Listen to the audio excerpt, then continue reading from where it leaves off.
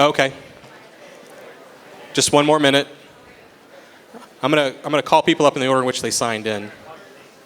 Yeah. All right.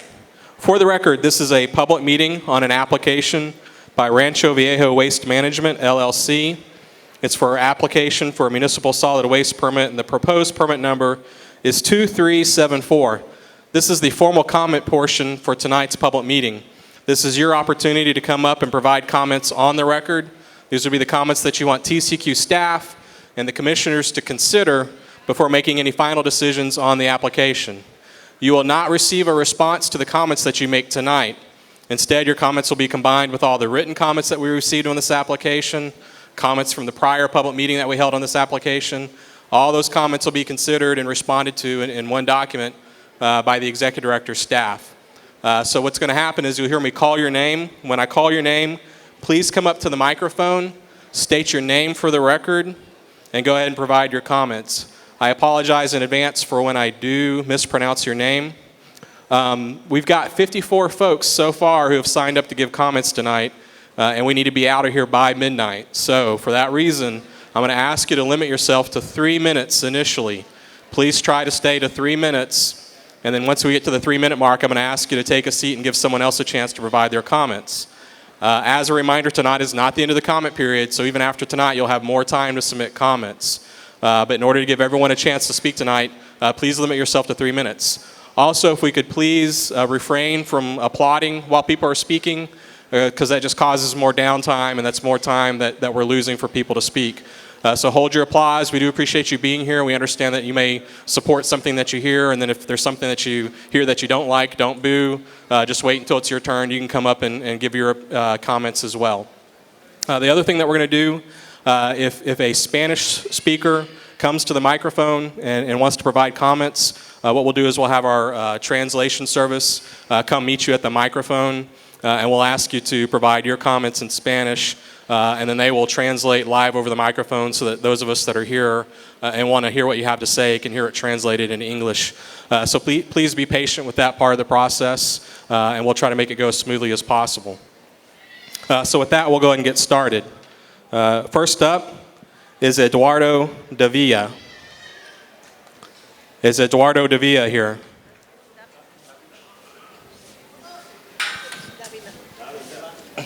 Davila. Eduardo Davila. Are you here? Eduardo? Okay.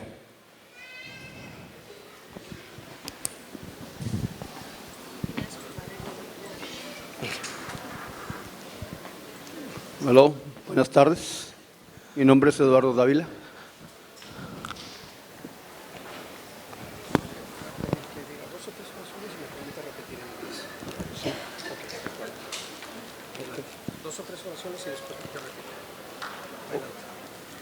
Bueno, mi pregunta, ¿por qué hacer allá en la comunidad de donde estamos? Hay muchos niños, como mi hijo que está allí. Well, my name is Eduardo Davila. I have a question. Why are we doing this in the community where we are? There are many children like my son. Ok, pues yo no voy de acuerdo con esto. En primer lugar, por el futuro de mis hijos, de mis nietos, y al hacer esto, pues vienen muchas consecuencias. First, I'm going to say that I do not agree with this. I'm concerned for the future of my children, of my grandchildren, and when we do a project like this, there will be many consequences.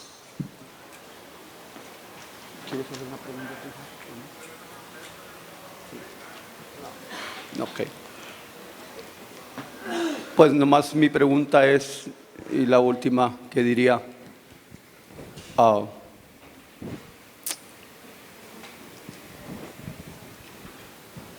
¿dónde está su corazón?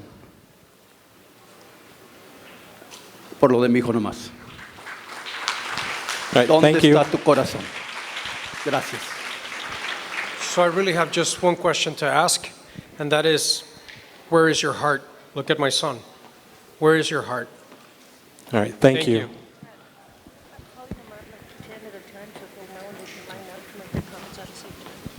Next up is Linda Rossi, and Linda will be followed by Steve Smoot and Cindy Burdorf.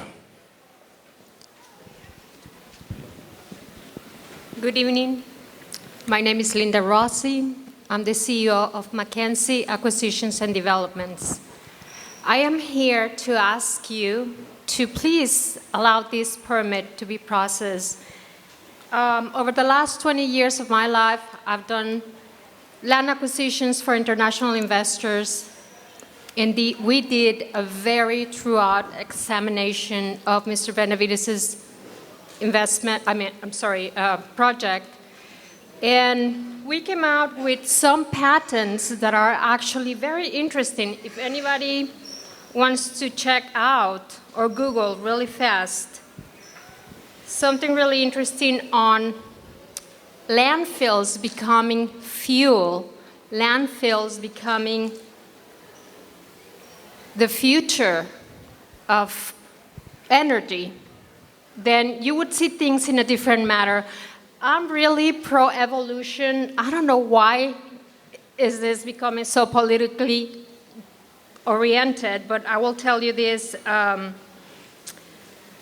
Mr. Smoot would probably help you talk about that patent that the Chinese and the Japanese people are already working on. Why cannot we do it? Why cannot we do it in Texas? So I have to say, please allow this permit and this project to go ahead. Thank you. Thank you. Next up is Steve Smoot. Then Steve will be followed by Cindy Burdorf and Gloria Benavides. Come on up when you hear me call your name, please. Good evening. My name is Steve Smoot. I'm from San Antonio, Texas. I work for a large financial services organization some of you may have heard of. It's called USAA. I've been there for 30 years, primarily as an analyst. So I have done market analysis, marketing analysis, financial analysis. And there's one thing that's always common in the types of analysis that I do. And that is, it's always a risk versus a reward trade-off. You try to manage to the risk and obtain the greatest reward you can. And I don't mean this from a necessarily financial perspective, but there are two key risks that I see that this community must address, and that is they need to understand the health risks involved and that there are financial risks to themselves. So for example, the health risks, do they want the waste to be in their neighborhood or 20 miles away? And secondly, do they want a competitive environment that keeps their taxes lower, or do they want to have a monopoly and taxes could increase arbitrarily? And so really my point is, consider these risks as you're thinking about this project. This project, I believe, helps the community manage the financial risks as well as the health risks. So I would like to have you approve this permit on that basis. Thank you. Thank you. Next up is Cindy Burdorf. Cindy's followed by Gloria Benavides. Hello, my name is Cindy Burdorf. My concern basically is the carcinogens that would be brought in by the possibility of transporting or creating coal ash. Now I understand that it's not a definite that we will have coal ash, but it is a possibility. In addition, we're also going to have the danger of human error when it comes to transporting toxic waste. And I just don't understand what our benefit is to this community. And I'm sure I can speak for many people who are concerned about our health, considering that the landfill is going to be in an area that's going to be carrying possible carcinogens, because we are, the Laredo is predominantly southeast prevailing winds, so it blows everything into our community and the outlying areas. So I'm just concerned, and I wanted to make that part of the record. Thank you. Next up is Gloria Benavides. And Gloria is going to be followed by Leroy Medford and his Webb County colleagues. Is Gloria Benavidez here? You pass. Leroy Medford.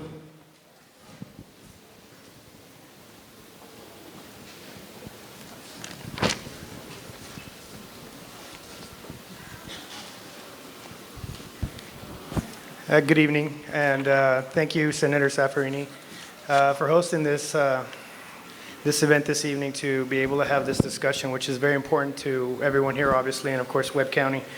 I just wanted to clarify one of the issues that has been brought forward. By the way, my name is Leroy Medford. I'm the Webb County Executive Administrator. Joining me here is Ms. Rhonda Tiffin. She's our Webb County Planning Director.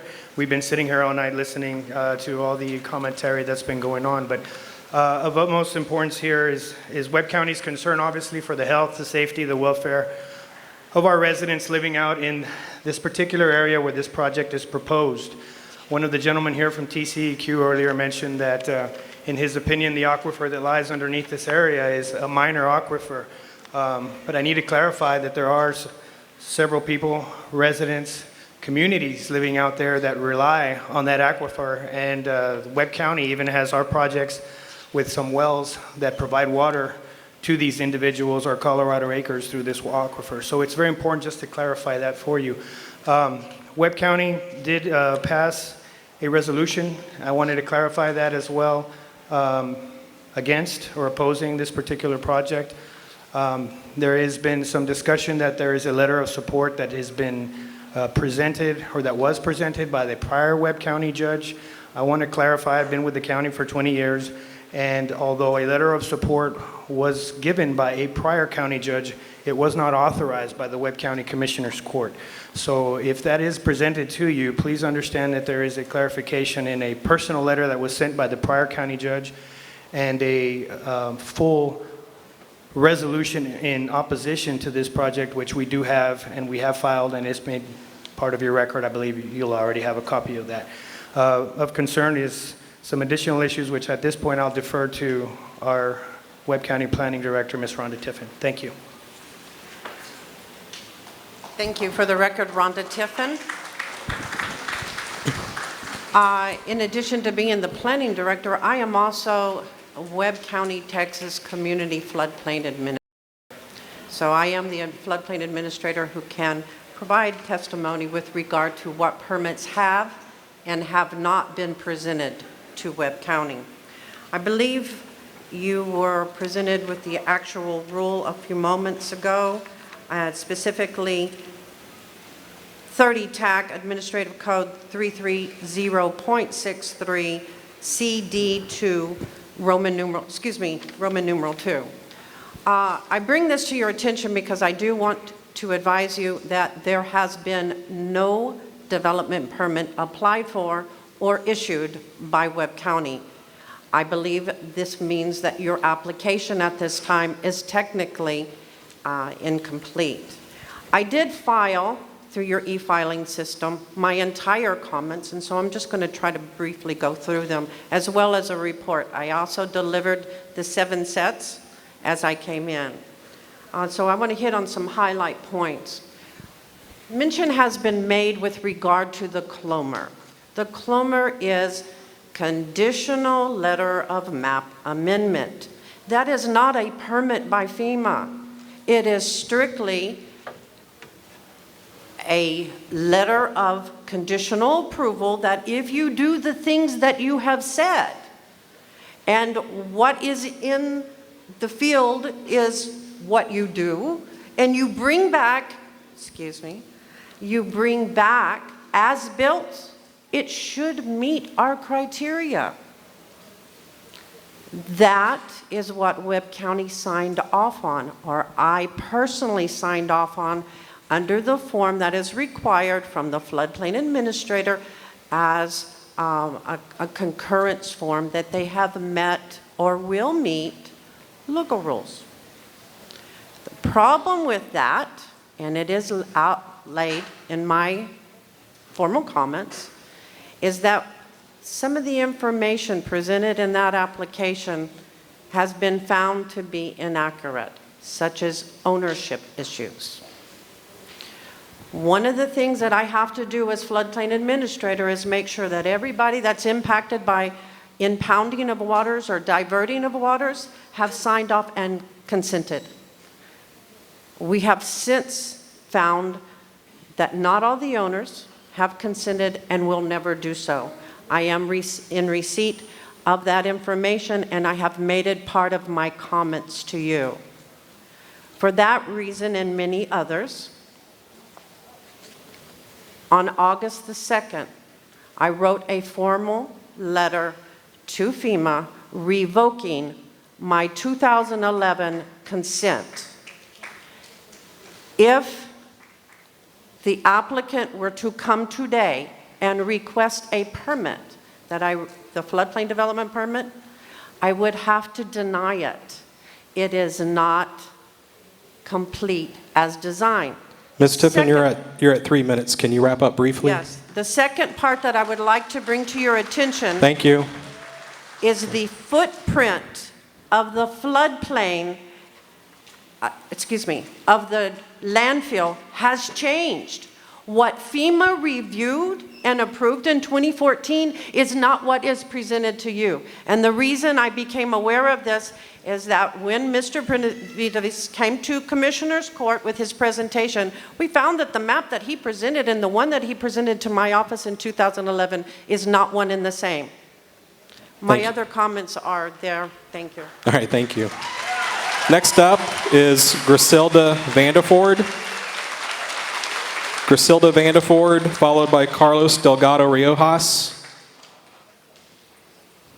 Is Griselda Vandeford here? Okay. Followed by Carlos Delgado Riojas and Alfonso Morin. Come on up when you hear me call your name. Go ahead. Hello, my name is Griselda Vanderford, and I have worked at least 8 years in solid waste and wastewater treatment. I have patents for recycling wastewaters and also from the Department of Transportation, from Chrome Plating Industries. And I tell you what, having this perk is a wonderful idea because it's going to contain a liner, gas monitoring systems. Just read the facts that was prepared for everybody right here. Knowledge is power. And you're going to know that all the toxins that you all are thinking about, it's going to be very safe. It's going to be monitored. What's riskier is the transportation of all the chemicals that come through, like the ones on the bridge. They could just fall into the water in the Rio Grande or the Rio Bravo. How are you going to contain that? Does everybody understand what leachate is? Leachates are what these toxins go into the waters, like, for instance, the heavy metals, barium, calcium, arsenic, chromium. These are all going to be monitored. Now, with this facility, we're going to be able to contain all these toxicities. The example that was given earlier about the cyanide, just a little bit of cyanide can kill you versus some toxins in the air that can just make you sick. So what I want to know, and everybody to know, is that knowledge is power, and making a decision without the facts is an uneducated decision. Thank you. Thank you. Next up is Carlos Delgado Riojas, to be followed by Alfonso Morin.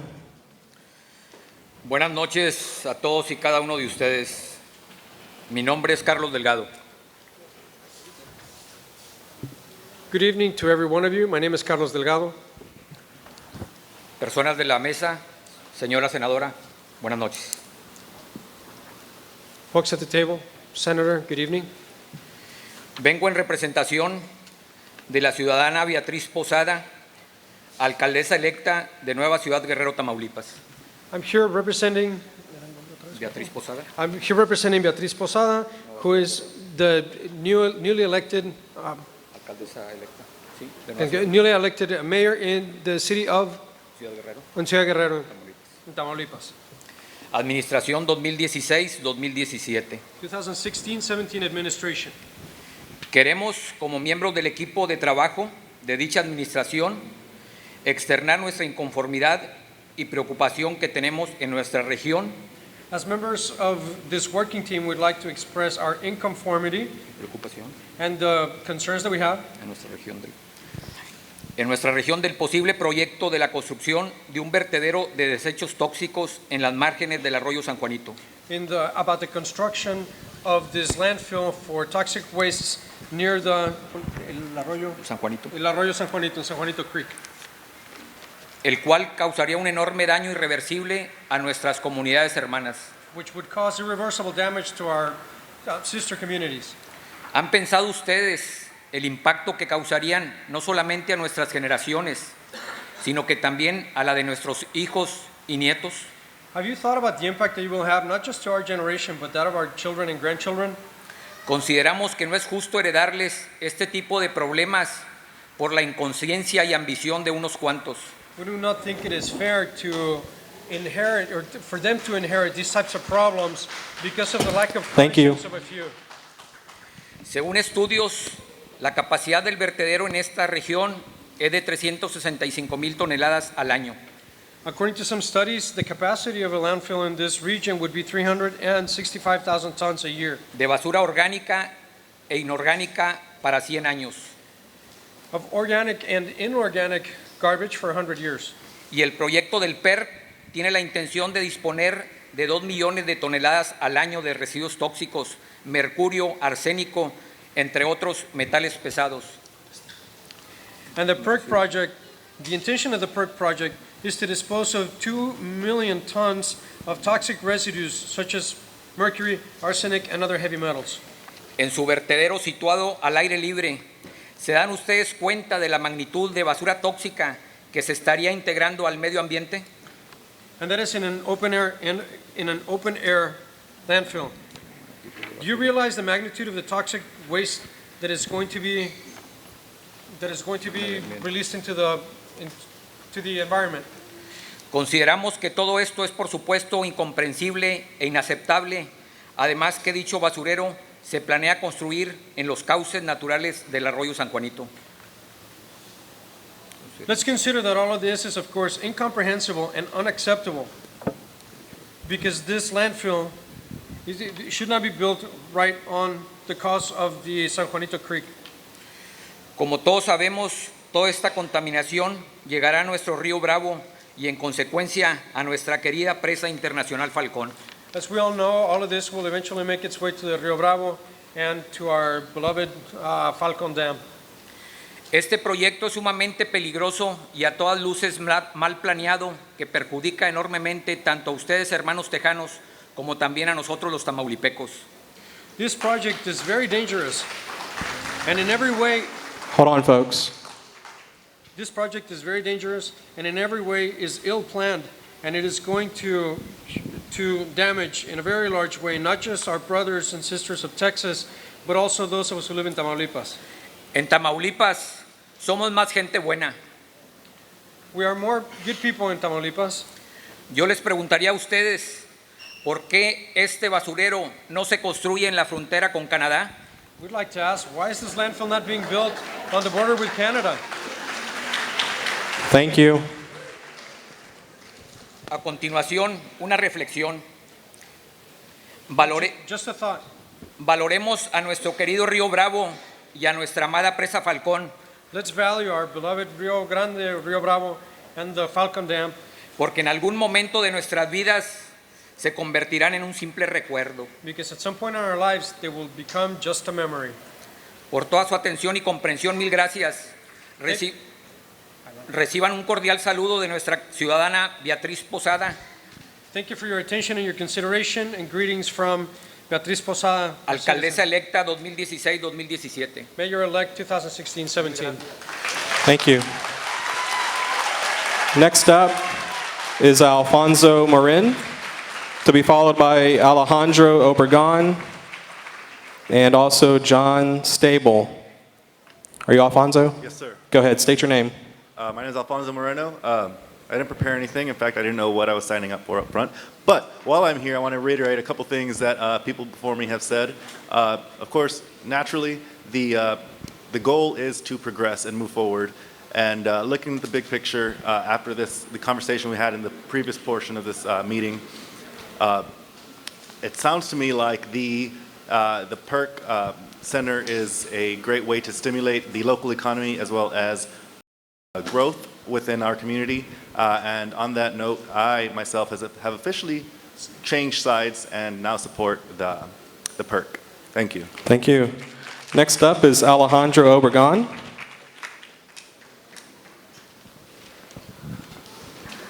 Buenas noches. Good evening. Yo creo que aquí sobra saludar, señores, porque la queja no venimos en buen plan. I think greeting is really not needed because we're not here on a friendly basis. Queremos ser muy respetuosos, pero muy exigentes. We want to be very respectful, but at the same time, we demand a lot. Senadora, usted fue a constatar la calidad de vida que nosotros hemos tenido. Senator, you have been there to see the quality of life that we have. Y por muchos medios y por mucho tiempo yo había querido hablar con usted. And through many different means and for a long time, I've wanted to speak with you. Pero seguimos luchando solos. But we're still fighting alone. Y este es el momento en que nos ponga atención, senadora. And this is the moment for you to pay attention to us, Senator. Hemos por muchos años luchado contra políticos, contra personas que no tienen ni la menor intención de ayudar a gente hispana. For many years, we have fought against politicians and other people who have absolutely no intention of helping Hispanics. Y tenemos que reconocer actualmente a la administración del condado porque es la primera vez en muchos años que nos han escuchado. And we have to recognize the county's administration because this is the first time in a long time that they have actually listened to us. Porque nosotros hemos luchado por 9 años para mejorar nuestra calidad de vida de las calles. Because we have fought for over 9 years to improve our quality of life in our streets. ¿Por qué les digo esto? And why do I say that? Porque vivimos sin contaminación. Because I live without any contamination. No tenemos contaminación auditiva, We don't have any pollution, auditiva. auditory pollution. No tenemos contaminación de aire. We have no noise pollution. We have no air pollution. No tenemos contaminación después del 2005 que el mismo condado nos mandó. Sabemos lo que es una contaminación por tierra. We don't even have any of the pollution that the county themselves sent to us in 2005. We know what contamination is, what pollution is. Y ahora quieren ponernos ese basurero. No van a detener el aire. ¿Quién lo va a detener? And now you want to put that landfill next to us? You're not going to stop the wind. Who's going to stop the wind? No van a detener el agua. You can't stop the water. Ni por más diches que hagas, se va a trasminar. No matter how dams are going to put up there, the water will go through. Les hago un llamado, por favor, I'm calling out to you por humanidad. for humanity. Busquen la verdad de este basurero. Seek the truth behind this landfill. Porque esta es la oportunidad que nos acaban de dar.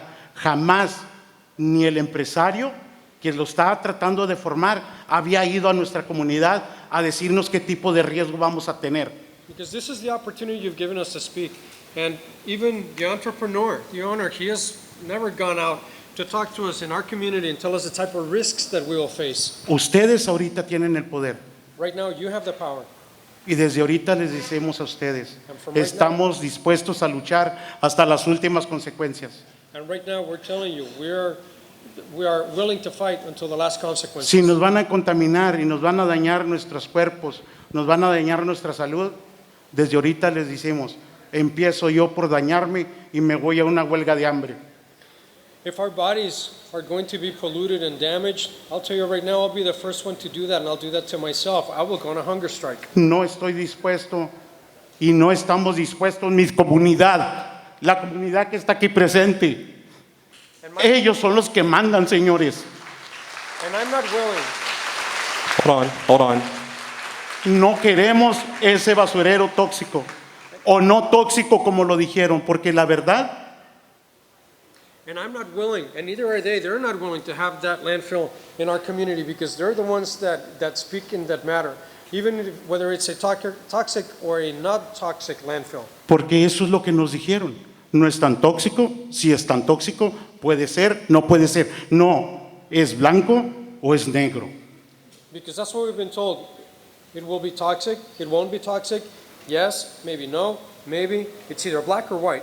Y ahora le solicitamos, aunque me sentí discriminado, porque alcancé a escuchar unas palabras, que si solicitamos una audiencia, la queremos personalmente y por mi comunidad, allá en los terrenos donde nosotros vivimos, en nuestra comunidad que vamos a seguir luchando. And I heard earlier that we have the ability to request a hearing, and we'd like it there, and I heard it through, and I was able to hear it here, and I felt discriminated. Yes, we want a hearing, but we want it there in our community. No estamos dispuestos a tener esa contaminación, senadora. Señores de TCEQ, por favor, nosotros somos comunidad, somos salud, no queremos esto. Por dinero, no lo queremos. Gracias. We're not willing. Thank you. Thank you. We're not willing to put up with this and have this landfill here, not for money, not for anything else. We are a healthy community, and we will stand for it and fight for it. Next up is John Stable. John is followed by Pablo Rivera, Rogelio Martinez, and Melly Hereford. John? Yes, the name is John Stabile. I have a bachelor's in civil engineering and a master's in hydrology. And when I was a student, I worked in a landfill. It was a temporary job, just part-time. I had to carry a gun, okay, first time in my life, loaded with bullets, to protect this garbage dump. It wasn't to protect the garbage that was there, it was to protect the machines that were there. These machines made a tremendous amount of noise when they were moving the garbage. Also, in transporting it, when you transport it there, yes, it may be covered, it may be in a tank, but then you have to dump it. At that time, there is a lot of dust that's made.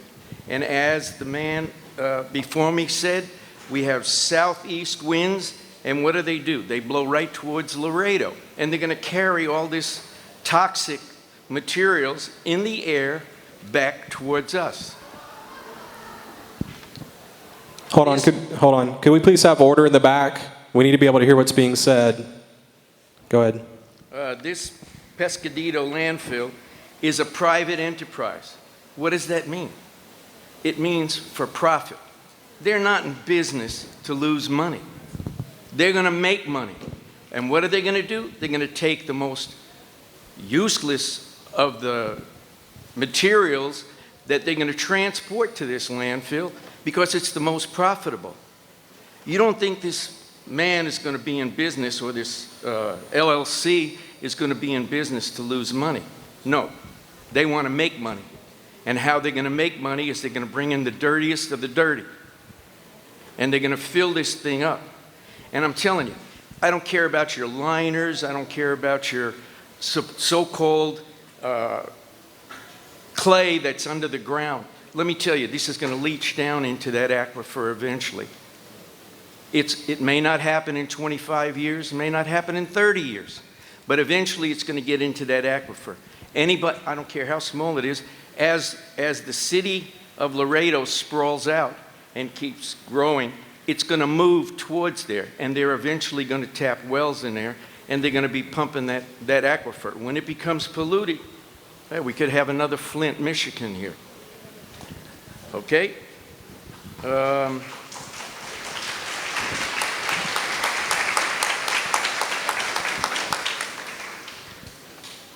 Once this license or this permit is given to this LLC, this company, to do this, it's going to be very, very hard, very difficult to turn it over. In fact, it may wind up in the courts. It may eventually even go all the way up to the Supreme Court. The people that are going to be affected by this are mostly poor people. They are the not uneducated, they are the ill-educated people. They are poor. Always when they have these landfills, they are near people who are in the lower incomes, and they are affected the worst by it. I mean, think about the one, as the one gentleman mentioned, about Love Canal that was built where there were poor people. Also, the one in Missouri, beach, some beach in Missouri. It was a city there where dioxin got into it, and there were many people that died from cancer because of it. All of these landfills were near where there were indigent people, poor. Why? Because they don't have the knowledge to speak for themselves, to protect themselves. That's why we educated people should actually tell you no to your toxic dump. I really don't believe that it's the right thing to do for this community. I don't think it's going to provide enough of jobs, supposedly, and the only people that are going to make money from it is the LLC. Thank you.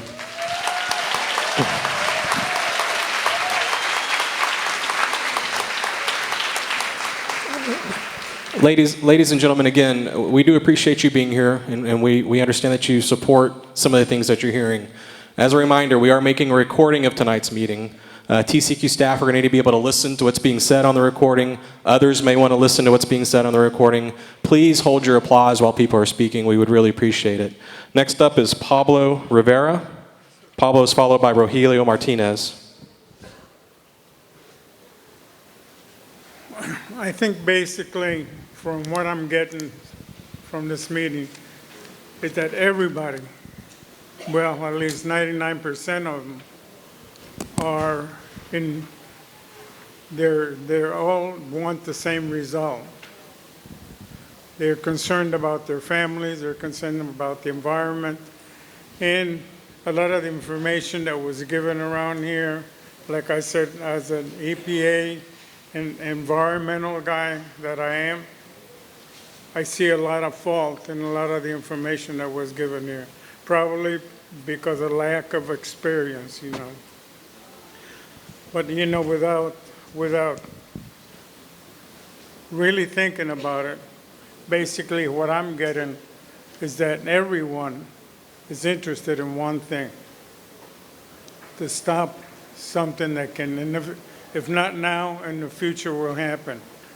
We're talking about the liners and everything. I worked in several companies, and the liners, they always get punctured, and they always, the bad materials always get into the soil, and they contaminate the waters. We used to have a place in Dallas that they used to kill birds. They used to kill birds like ducks and stuff like that from the water that was contaminated. Now, somehow the company managed to get rid of the financial part of it. However, you know, that stuff impregnates you, and it tells you that no matter what you do above the ground, it always, Mother Nature takes it down into the ground. And down below, if you have a certain amount of permeability on the soil, on the clay, there's a certain amount, but I mean however small it is, that amount is contaminated, and it's stronger than the rest of it. Permeability. I don't know how many parts per million they have or what it is, but what I'm trying to tell you is that the liners, the permeability, the techniques, all of the chemicals that you're adding to it have zero to do with 100% cleanliness. And what these people are demanding, don't contaminate me, don't contaminate my family, don't contaminate my city. In God we pray. Amen. Thank you. Next up is Rogelio Martinez. Rogelio is going to be followed by Melly Hereford, followed by David James, followed by Diana Torres. Go ahead. Good evening, ladies and gentlemen. My name is Rogelio Martinez, and I'm here to speak about the Pescadito landfill project and why we need it in Laredo. Since the beginning, C.Y. Benavides and his family have been behind the creation of this environmentally safe landfill. The benefits of having this safer and cleaner alternative is that this landfill has a waste disposal area, a recycling center, and a drop-off area open to the public for waste and recyclable material. Furthermore, Laredo needs the Pescadito landfill because it's the essential change and progress we want to further save and protect our environment. The Pescadito landfill will provide our city with the solution we need by having an alternate site that is 20 miles outside of the city to properly dispose of waste. This safer landfill has the appropriate state-of-the-art environmental precautions in place to ensure the best waste management available. The site of this landfill is a top suitable location that does not infringe on any groundwater, the 100-year floodplain, or threatens any endangered plant or animal species, and it has no impacts to jurisdictional waters of the U.S. or wetlands. This landfill is the cleaner alternative due to the fact that the list of accepted materials shows the regulated hazardous waste or regulated toxic waste will not be accepted. It has the same classification as the City of Laredo landfill, and the Pescadito landfill will accept ordinary household waste, construction debris, brush, and other allowable non-hazardous waste materials. This project has gone through over 6 years of review to guarantee the safety and health of our community. To the people who are still against the Pescadito landfill, even after being informed about the facts, I say this: we need this landfill urgently to know that we are properly disposing of our waste instead of using the City of Laredo landfill. In conclusion, please make the right choice to say yes to the Pescadito landfill. And thank you, ladies and gentlemen, for listening to my speech. And God bless. Thank you. Next up is Melly Hereford, followed by David James. Please come up when you hear me call your name. Diana Torres and Jason Hinojosa. Go ahead. Good evening, Senator and members of TCEQ. We're all here because it's a public health issue, and that's what we're worried about. You know, the Rio Grande is one of the most endangered rivers in the world. It's in the top 10. And this is the only source of drinking water for people all the way from Colorado down to the Gulf of Mexico. This body of water provides millions of people their only source of drinking water. And no matter what promises we get, nature always prevails. And so it doesn't matter the berms, the liners, you know, none of that is important because eventually I've seen the liners and I've seen them tore up. And so that's not a good thing, you know, to make a promise because nature prevails. Also, this is why the people are here, and I would respectfully request that you decline the permit. You know, in a matter of 6 months, the most dangerous threat that I see is in the transport of this waste, because coming from 800-mile radius, you know, I've seen how the oil field, you know, transports their waste. And there's been, in that 6-month period, from August through January, there were 16 documented spills by the Rio Grande International Study Center. And they spoke to the Texas Railroad Commission, and we always try to take care of our community. We're always looking out. And also, why should we accept this garbage from 800 miles away? You know, we have pride here in Texas. We love our state. Why are we going to make it a dumping ground from 800 miles away? That's a very serious concern. And it tells me that this is environmental discrimination, because as the gentleman stated, you bring it to the area where uneducated, poor people are. Like the gentleman said, why didn't you put it on the border of Canada? Because those people are educated. So I respectfully request that you decline in giving this permit out. Thank you very much. Thank you. Next up is David James. Thank you, Senator, for being here this evening. I also have all the same concerns these people have. I worry about their families. I worry about the air quality around them. One thing that they need to understand, that these things are currently happening right now. They don't understand that. So what I want you to do is to please grant this permit because this is for the betterment of our community. It is going to provide the proper infrastructure to bring in industry and more jobs because we have a problem in our community. Our kids get educated and they leave. There's not that much work here. We need something that can bring in industry. Currently, the city dump is accepting all the waste that these people are worried about. The same type of permit. The only thing is, currently, it's within my city limits, within their city limits of Laredo. My concern, what about the people of Laredo? I understand the people of the Las Lomas. It's 5 miles away from them. Currently, we're in a situation where we have issues now within the city limits. And yes, there's another dump, but the better the infrastructure, the better the possibility of growth. Without this, I truly believe it's going to choke out our community. Thank you. Thank you. Next up is Diana Torres. Yes, good evening. Oh. Good evening. My name is Diana Torres, and I'm here.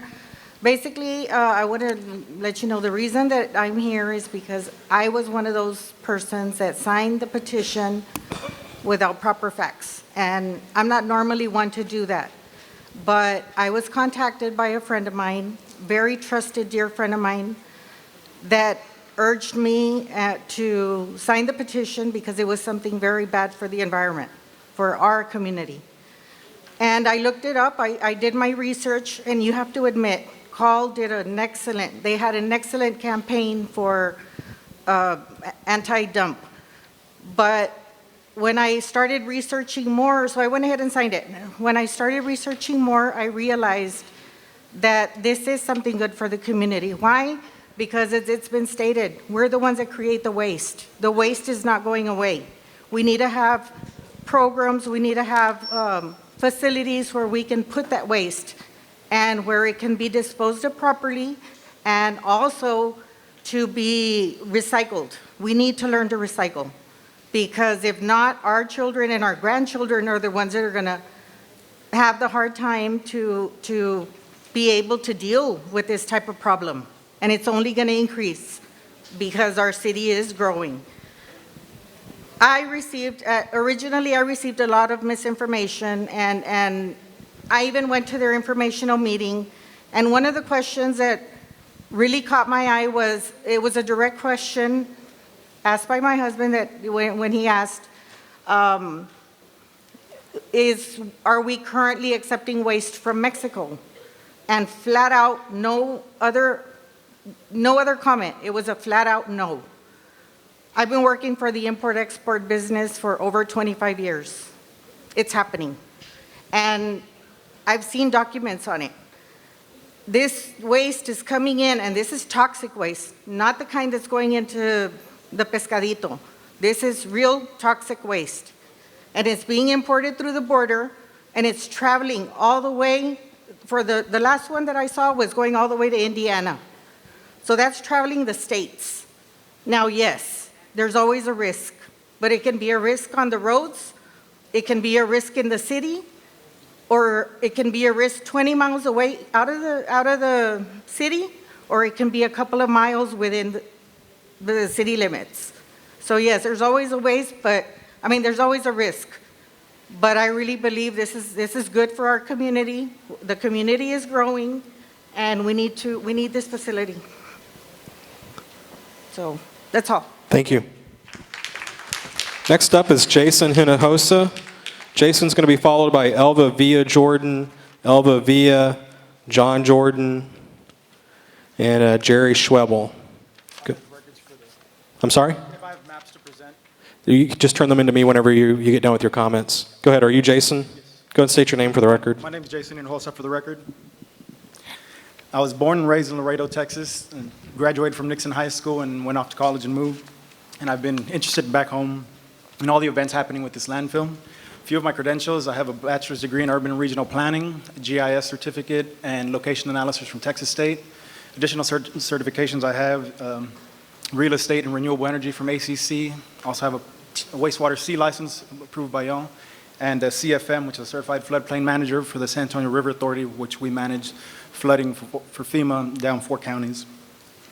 I performed an independent research just to kind of get an idea of what was going on with this site and kind of doing a site suitability analysis, being that I'm a geographer and I compare sites using maps on a daily basis.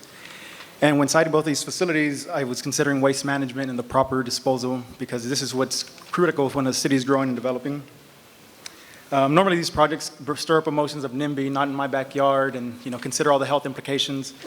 But upon doing my review, just looking at the location of both of them, like the gentleman mentioned, the current landfill site is within our city limits. People live within a mile. There's about 6 elementary schools within that site. A lot of that information is contained here. There's commercial facilities, businesses, and so this facility just got extended with another permit as opposed to we have the opportunity to push this out. So considering just the proximity of the hazards within our community, the activity that surrounds both of these sites, current is largely barren land and a lot of natural gas production, as opposed to this current site. We have elementary schools, a SAC facility where I used to play football. I mean, this is within our community. So considering all these implications, you want to outweigh both the costs. Do we have a higher hazard within a larger complex of population, or do we extend it a little further and have higher restrictions to maintain these properties and not impact the health of others? Just touching on the base of growth, a lot of people mentioned, Laredo's growing. It is. In 1990, we had about 133,000 people. 2015 is estimated to have doubled, 266,000. So NAFTA is a big effort in all this. It continues to grow. Rail exports with Henry Cuellar trying to bring the regional rail. Highway 59 turning to 69. So all these, the city's growing, our transportation's growing, and the opportunities that this landfill brings, it opens up leverage to sustainability for, recycling. It has a waste type 5 facility that has biofuel, or they can take greases for biofuels. And then just a final revision on one of the maps I produced with the floodplain. Yes, both the current and the proposed site naturally sit within a floodplain, but the current one was engineered out, so the LOMAR was submitted. And as the flood manager mentioned, there is a current CLOMAR for the site right now. So just considering floodplain, growth of Laredo, proximity to schools, businesses, types of land use, and the general location of this site, I think that this site holds potential to remove a hazard from the city and provides benefit to expand the sustainable operations of our region. Thank you. Thank you. Next up is Elva Villa Jordan. Good evening, Senator. Thank you for securing this opportunity to voice our concerns. Based on the decision to issue a draft permit to Rancho Viejo Waste Management, TCEQ's current environmental protection model appears to place the burden of proof on the victims and not on the polluting industry. It appears to trade human health for profit, legitimate human exposure to harmful chemicals and other hazardous substances, and exploit the vulnerability of economically and politically disenfranchised communities.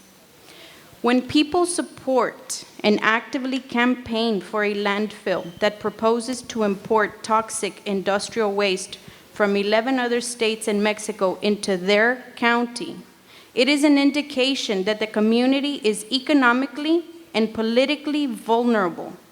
It is vulnerable to the allure of friendly relations with a wealthy developer. Over the course of the last 4 months, we have heard countless times that people oppose the landfill but refuse to sign the petition because my family knows their family, or my family does business with their family, or they made a scholarship donation to our Rotary Club. People appear to be willing to jeopardize the health of their own families to please a friend, inadvertently perpetuating environmental inequality. In light of this vulnerability, the TCEQ has the moral obligation to prevent this environmental injustice. With greater than 32% of Webb County's population living below poverty level, our community is burdened by economic disinvestment, inadequate schools, high poverty, and a health professional shortage. To make matters worse, the predominantly Hispanic low-income communities of South Texas already bear a disproportionate share of the negative environmental consequences resulting from industrial and commercial operations. According to the TCEQ's fiscal year 2014 review, only 4 out of 198 active MSW landfills in Texas reported accepting waste from Mexico. Those include Del Rio landfill, Laredo landfill, Edinburgh landfill, and Brownsville landfill. With all 4 of these landfills located in predominantly Hispanic low-income communities, it is clear that race continues to be a potent variable in explaining land use, commercial and industrial development, and industrial facility siting. And it's interesting that the lady before me that said that at the meeting, because I was one of the presenters at the meeting, that I had said that there was no trash being brought in from Mexico. And this is one of my biggest concerns, that the 4 landfills that do accept trash from Mexico are all in predominantly Hispanic low-income communities. So I'm not sure why she interpreted that way. What I did say was that according to fiscal year 2014, the Laredo landfill did not take any trash from any other U.S. states. So, and that is all from a public request that I made to the TCEQ. And another thing to take into consideration as far as people saying that the Laredo landfill already takes the non-hazardous industrial waste, that also, according to the TCEQ 2014 fiscal year review, is not true. They did not, the landfill in Laredo does not take any industrial waste, non-hazardous or hazardous, and it does not take any trash from any other states. So when they say we already take it, that is not true. Ms. Jordan, you've gone over 3 minutes. Could you wrap up real quick? In order to fulfill your responsibility to protect the state's public health and natural resources as TCEQ commissioners, it is imperative that PERC's permit be denied. Thank you. Thank you. Next up is Elva Villa. Good evening, ladies and gentlemen. I'm going to cite exactly from the summary of the binational study regarding the presence of toxic substances in the Rio Grande, Rio Bravo, by Dr. Jim Earhart. Of the 30 toxic chemicals found to exceed various governmental screening levels, between El Paso and Brownsville, 19 were in the Laredo area. And I said exactly because he wrote, EPA and TCEQ have been slow to act. It is clear that city official and state agencies are not going to take any substantial action to improve the condition of the river. The economy and social costs will fall into the citizens of the region unless they stand up and force the local governors to take action. That is why tonight we are here standing up to say that is a violation of our human rights if the government does not take action regarding the actual environmental threat. The contamination of the Rio Grande, Rio Bravo, from here all the way to Brownsville. Because we cannot contain nature, why to monitor if we can prevent? Thank you. All right, thank you. Next up is John Jordan. John will be followed by Jerry Schwebel and Rosemary Jordan. Good evening, Commission. Good evening, Senator. I'm a citizen of Laredo and Webb County, and I'm here tonight to voice my concerns and objections to this proposed toxic waste facility. The developer states the Laredo landfill currently accepts non-hazardous industrial waste class 1, 2, and 3. Well, according to the TCEQ fiscal year 2014 report, the Laredo landfill does not accept any type of industrial waste, neither hazardous and non-hazardous. The developer also states they plan to model Pescadito after the Austin TDS landfill. TDS does not accept any non-hazardous industrial waste, zero waste from out of state, zero waste from Mexico, and zero coal ash. It is important to note that the developer is not legally obligated to fulfill their promise to model after TDS. These are just a couple of the lies and misstatements we've heard from the developer. The truth is this will be the largest landfill of its kind, according to the application, in Texas. It is looking to accept waste from 11 different states and Mexico. It will accept millions of tons of waste that Laredo or even the surrounding region will not even generate. I can only ask myself, how can anyone remotely consider allowing this thing to happen? This led me to try to explain why the TCEQ would allow such an aberration to happen. We all know why the developer wants it. The answer is quite clear. They stand to profit immensely, all at the cost of the health and well-being of the citizens of Laredo, Webb County, and all the cities and towns along the Rio Grande River all the way to the coast. So why would the TCEQ commissioners allow this to happen? Well, we requested some public records from the TCEQ to find out how many facilities there are in Texas that are similar to this proposed project. And lo and behold, we found that the majority of the facilities that accept toxic waste are located in communities that are predominantly Hispanic, Black, and where many of the citizens live at or below the poverty line. What does this tell us? This is a clear case of environmental racism. Why are these toxic materials not being disposed of in other places? Why is the TCEQ even considering allowing Laredo to be the toxic dumping ground for the rest of the nation? What happened to Don't Mess with Texas? As TCEQ commissioners, you have failed to adequately assess the inequality in permitting landfills throughout the state. I feel that this is a clear civil rights violation. Commissioners, you need to do your job.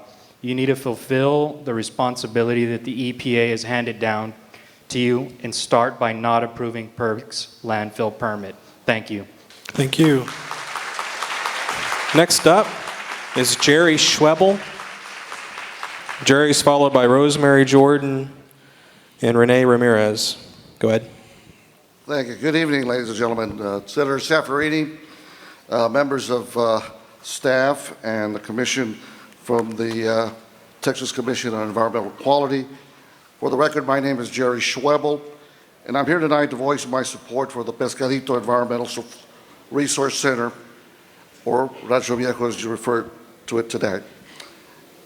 In 2013, I believe it was, I spoke before a similar venue to also provide my support for this project.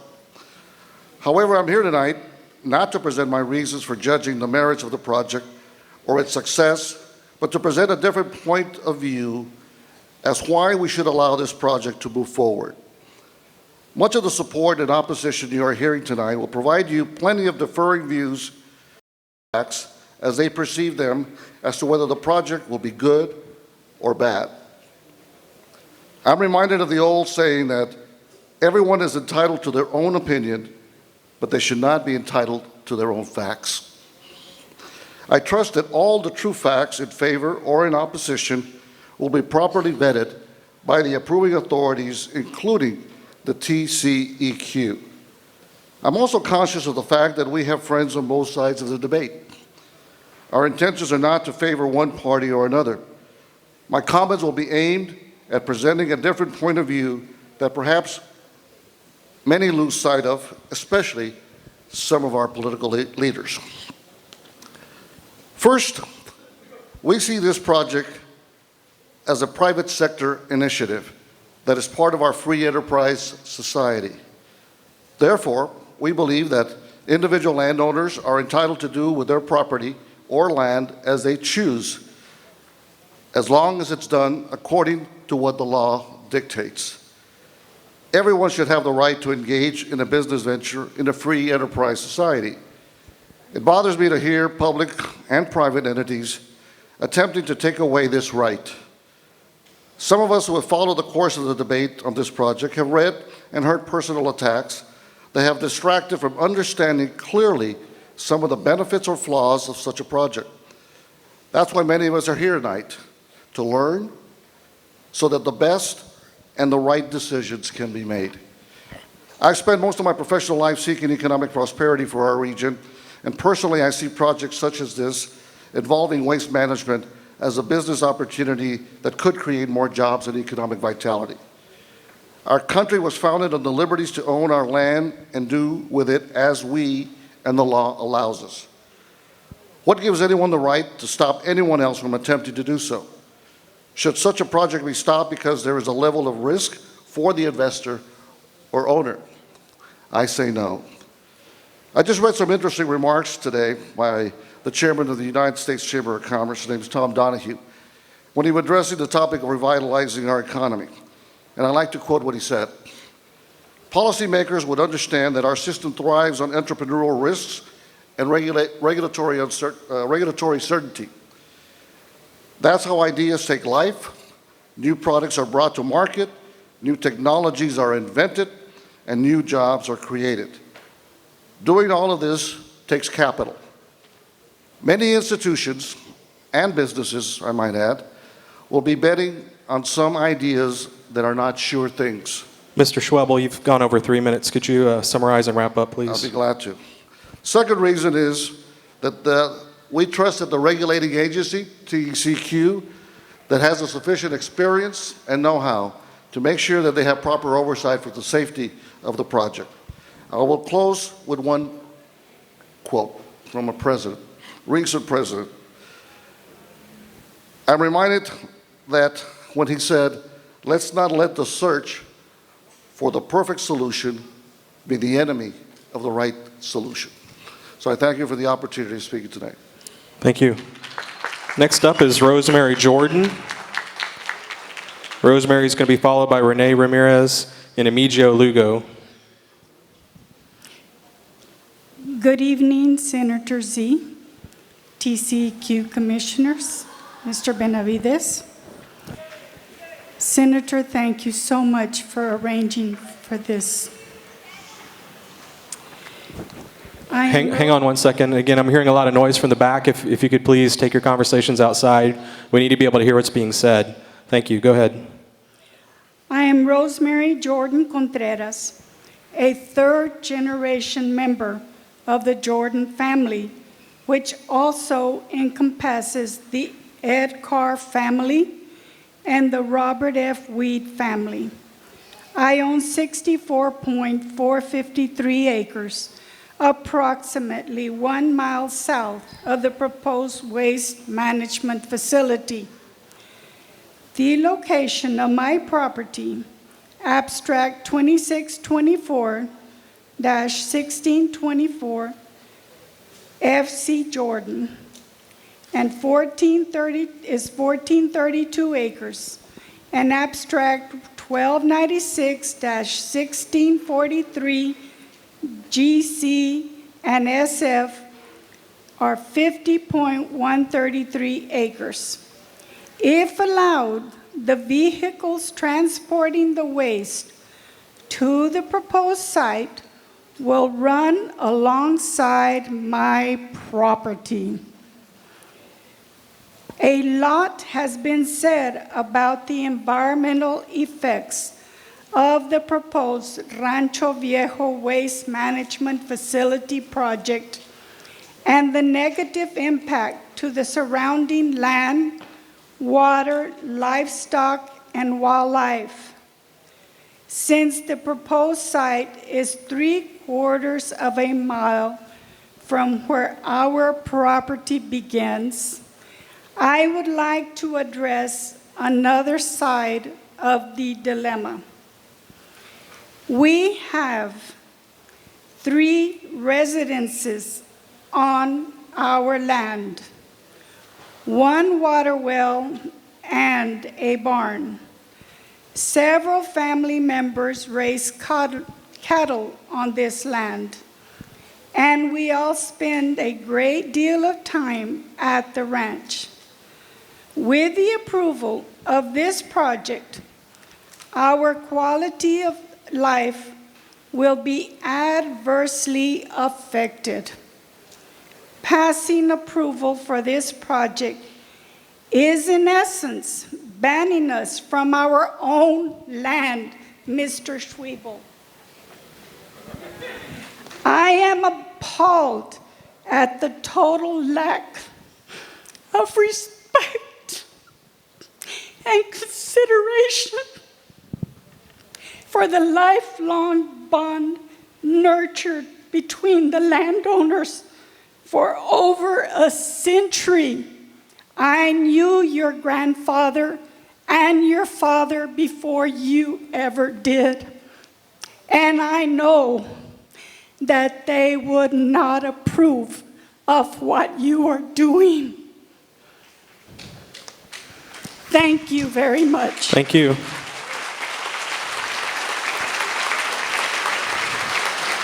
Next up is Renee Ramirez. Is Renee here? Emigio Lugo. Dan Miller. Dan? Okay, Dan Miller will be followed by Alan Messenger and John Caldwell and Bruce Bennett. Good evening, Senator, members of the TCEQ staff, and the applicant. My name is Dan Miller. I'm an attorney, and I represent Herd Ranch Company Limited and some others who have filed written comments today at the TCEQ. They're voluminous, they're pointed, and they're all directed in opposition of this particular project. Herd Ranch sits a little less than 2 miles south of the proposed facility, its boundary does. And there are 6 miles approximately of railroad and approximately 4 miles of road that the applicant proposes to use to transport waste to their facility. So we feel like we are very much affected by this particular facility. The surface water that is located on the facility currently flows in a southerly direction, and much of that water, as it flows through where the facility is proposed to be located, makes its way down to the ranch and would enter our stock ponds. So again, we think we're very much affected. Our comments are directed very pointedly, written comments are, very pointedly at your rules and what in this application does not meet your rules. And that is, in fact, what you should be paying attention to, because there's nothing more important than this agency following its own rules. And your rules say that one of the determinations that you will make is that this land use that's being proposed for a dump be consistent with or compatible with existing land use. One of the things that's before you, in not only our comments but some other comments, is that this applicant, in the deed under which they claim, is not entitled to use the property that's associated with this facility for anything other than hunting and grazing. I would suggest to you that the agency cannot find that this is a compatible land use because it isn't compatible with a very restriction in the deed under which he claims to control the property facility. Secondly, you heard Rhonda Tiffin tell you that it is a requirement in Webb County, under their Webb County flood management order, that this applicant obtain a flood management permit. They didn't apply for one, nor have they been given one. And in fact, because it would require, under the standards set by Webb County, the permission of A&B Cattle Company, they cannot get one. Now that's important. And why is that important? It's because the TCEQ rules specifically state at 330.63 C2D, 2 little sub I, that as a condition to getting this permit, in order for it to be technically complete, they have to have that floodplain management permit issued by the Webb County. What you've heard her say is they never even did that. Before today, you said the application was technically complete. You withdrew that shortly before the meeting, as far as I can tell, and now you're saying you're going to continue to review it and determine at some point in the future whether it's technically complete. It cannot become technically complete until they get that floodplain management permit from Webb County, and she's already told you they are never getting it. Mr. Miller, you've gone over 3 minutes. Could you summarize and wrap up, please? Sure.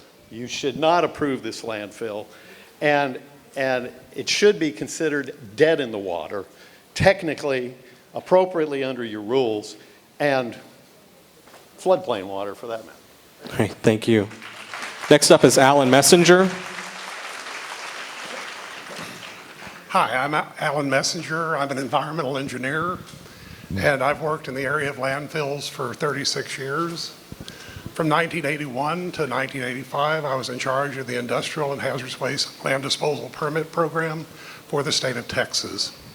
With regard to Class 1 waste, I was doing a remediation project in an industrial complex 2 weeks ago involving the removal of an old Class 1 waste landfill.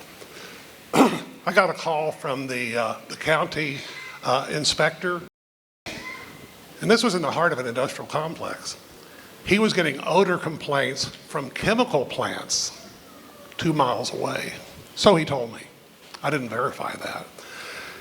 So Class 1 waste can be potentially problematic. It does not have to meet the land disposal restrictions that the hazardous waste regulations require, and therefore it can go directly into landfills without treatment and not having to meet best available treatment requirements.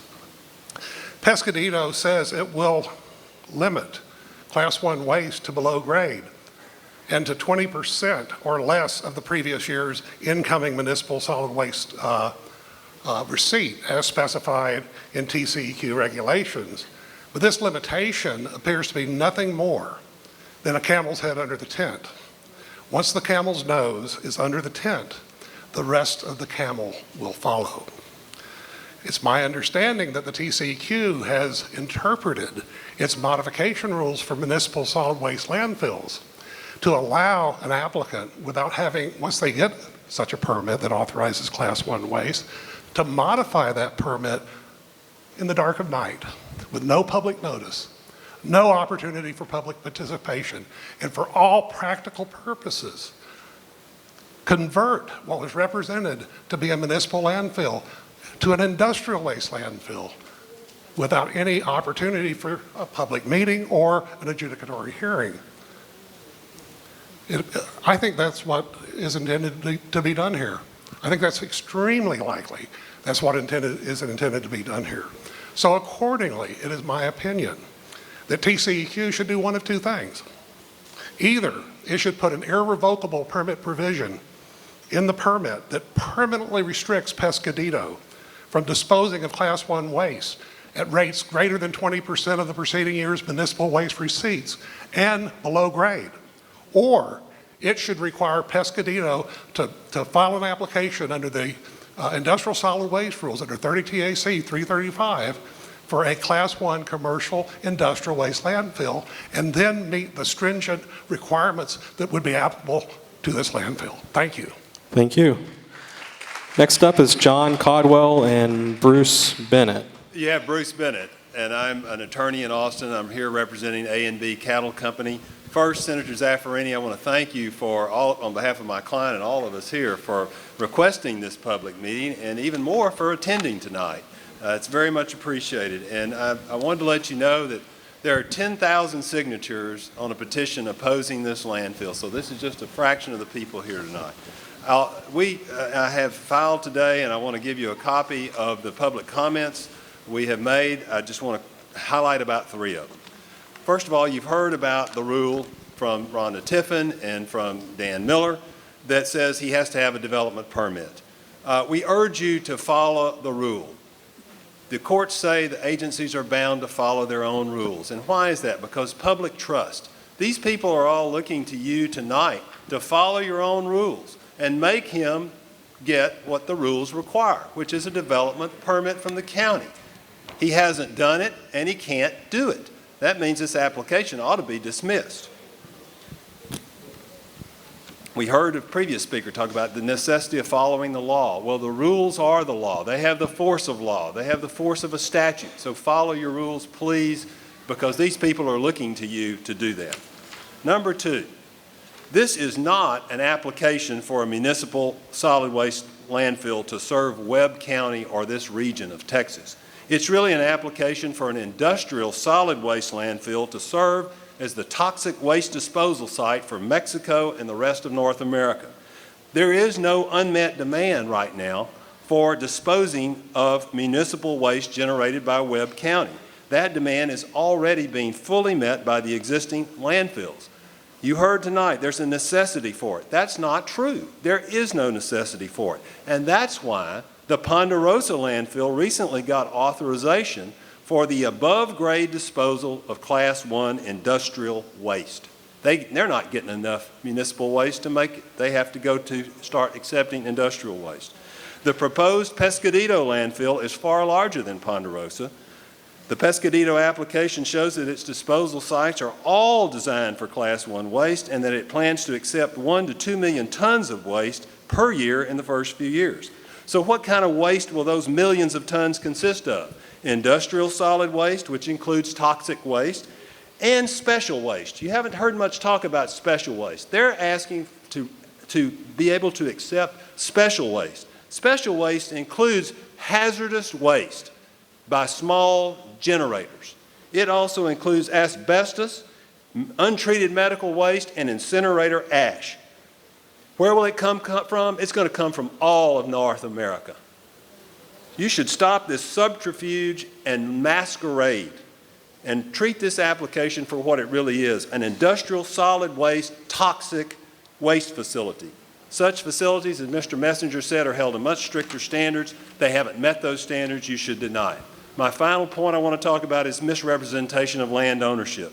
In the original permit, the applicant represented they owned all the land. They don't. My client, A&B, owns land out there that they were putting in the waste disposal site without our permission. We objected, and they revised it, but they're still refusing to list us as an owner of record of real property located within 1/4 of a mile of the facility. In the amended application, they're still representing they own all the land on which all the facilities are going, and that's not true. They're trying to put a detention dam and a detention pond on our land without our consent. We won't consent to this. A&B will never consent to this. That's why they'll never get that development permit, and this application needs to be dismissed. Thank you. All right, thank you. Next up is Mario Pena. Thank you, Mr. Bennett. All right, thank you. Mario Pena? Yes, sir. Okay, and then Mario is going to be followed by Pamela Jordan and Tricia Cortez. Go ahead. Good evening, Senator, members of the TCEQ Commission, Mr. Benavides and staff. For the record, my name is Mario Pena, but I want to make a clarification about my testimony tonight, and that is that a lot of people here might associate me because I am the current chairman of the Laredo Chamber of Commerce. But I want to make it perfectly clear that I am not here representing them. I'm here as a private citizen to voice my own opinion. And I'll be brief. The last time I checked, we lived in a city, a state, and a country that encouraged entrepreneurship through our free enterprise system. Therefore, I'm appalled at the amount of opposition and publicity regarding this business development venture. I heard all kinds of testimony tonight, and a lot of it very eloquently stated. But in regards to what I'm seeing, I don't want to see our free enterprise system violated. I feel that Mr. Benavides has every right to launch a project and be given the opportunity to either succeed or fail. I had the opportunity to live in Midland, Texas for 4 years. And one of the first things they told me was, in Midland, because I would see all these businesses and thriving, community, and they said, in Midland, we give everybody the opportunity to fail or succeed. And it stuck in my mind way back then. Now, there were some comments, some of them by Mr. Benavides, regarding why this is a good project and, it spurs competition, etc. Let me give you an example of what competition can do. In 1994, while I was still working for the Hearst Corporation, I came back to Laredo to launch a new project. And I went on the speaker circuit with a lot of different organizations, and made my presentation. The project was to launch a new phone book in the community. And the questions and the oppositions that I got were unbelievable. They were, why do we need a second phone book? You're crazy. We don't need another phone book. And I said, well, I guess we only need one bank, and we only need one restaurant, and we only need one dry cleaners then, right? So what happened was that we introduced a new concept of a traditional phone book. And we went up against the established monopoly, which was Southwestern Bell. Not an easy task. But what happened is that the customers that advertised in the phone book benefited it because they saw competition and the prices dropped. The users of the phone book benefited because they had a much more user-friendly product at their fingertips. And it evolved as it matured. Now, this was 1994, ladies and gentlemen. Mr. Pena, you've gone over your 3 minutes. Could you summarize and wrap up? 1994. That was 22 years ago. That phone book is still publishing. It was a complete success. What I'm saying is, finally, is that, again, I think the Pescadito project should be given every opportunity and not be deprived of the opportunity to launch an entrepreneurship project that is on economic development. Thank you. All right, thank you. Deanna, do you mind taking over? Do you mind? All right. I'm going to turn my microphone over to Deanna Avalos, my colleague. She's going to continue calling me up to give your comments, so please give her your full attention. In the meantime, next up is Pamela Jordan, followed by Tricia Cortez and Jeffrey Jones.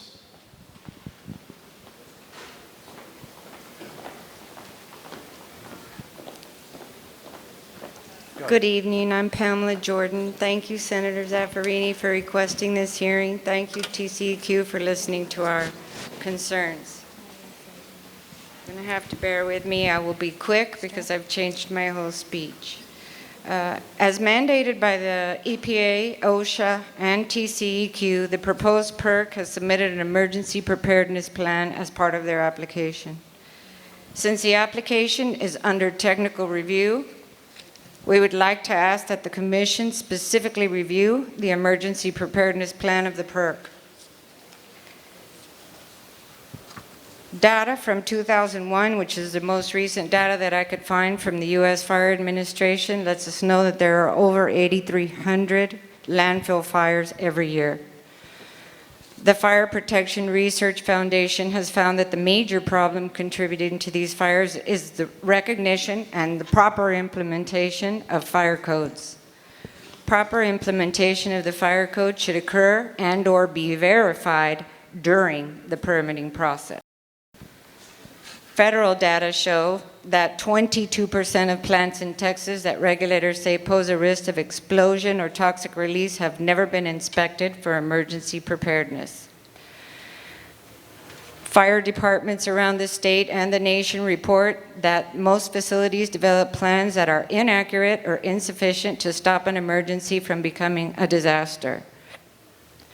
The problem here is that in this last week I have been meeting with the Laredo Fire Department. We've previously spoken with the Webb County Fire Department, His emergency preparedness plan is incomplete. It is not well developed. It does not follow OSHA or EPA standards. It is basically the template provided by TCEQ with a few spaces filled in. His basic plan is to maintain constant firefighting readiness, whatever that means, and let personnel know there's a fire, evacuate, and call 911. The problem with that is that the county has no training and they have no ability to assist in a fire at that location. By his own admission, and why he's saying the PERC is such a perfect idea for everyone, is its remote location. The closest fire department is 30 minutes away.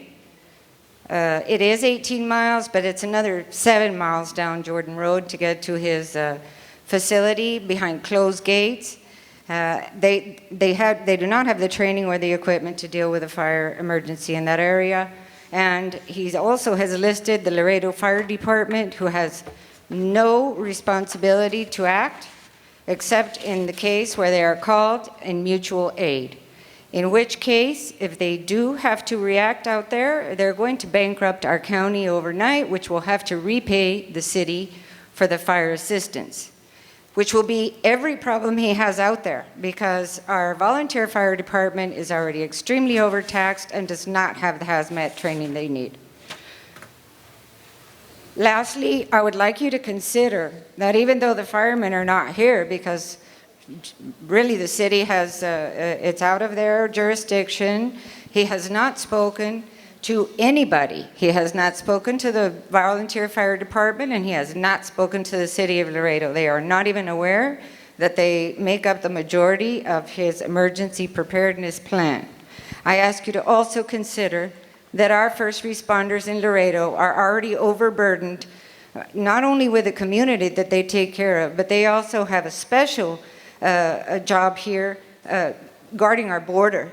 So they already do a lot of extra work that is not required of a normal firefighter, policeman, EMS technician. Is it Ms. Jordan?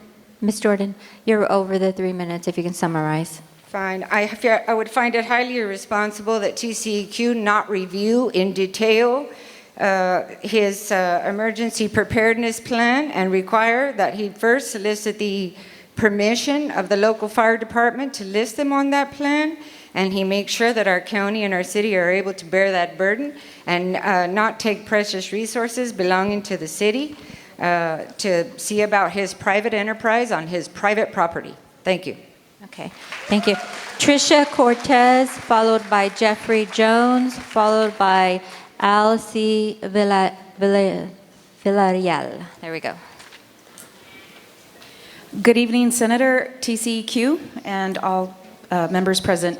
My name is Tricia Cortez, and I'm here representing the Rio Grande International Study Center. We are a 22-year-old environmental nonprofit based here in Laredo, Texas, and we are an organization that seeks ways of reducing, not increasing, the introduction of toxins and pollutants into our local environment. The concerns and questions that we have as an organization stem in part from the magnitude and scale of this proposed facility. We obtained data from the City of Laredo landfill and the Ponderosa Regional Landfill. Combined, both of them have a capacity at current performance of 151 years. They take in a total amount of waste in a 12-month period that totals nearly 408,000 tons. This facility, in contrast, would take in between 1 million to 3.65 million tons of waste per year and up to 18.25 million gallons of liquid industrial waste per year. Furthermore, the state of Texas places no distance restrictions within the United States as well.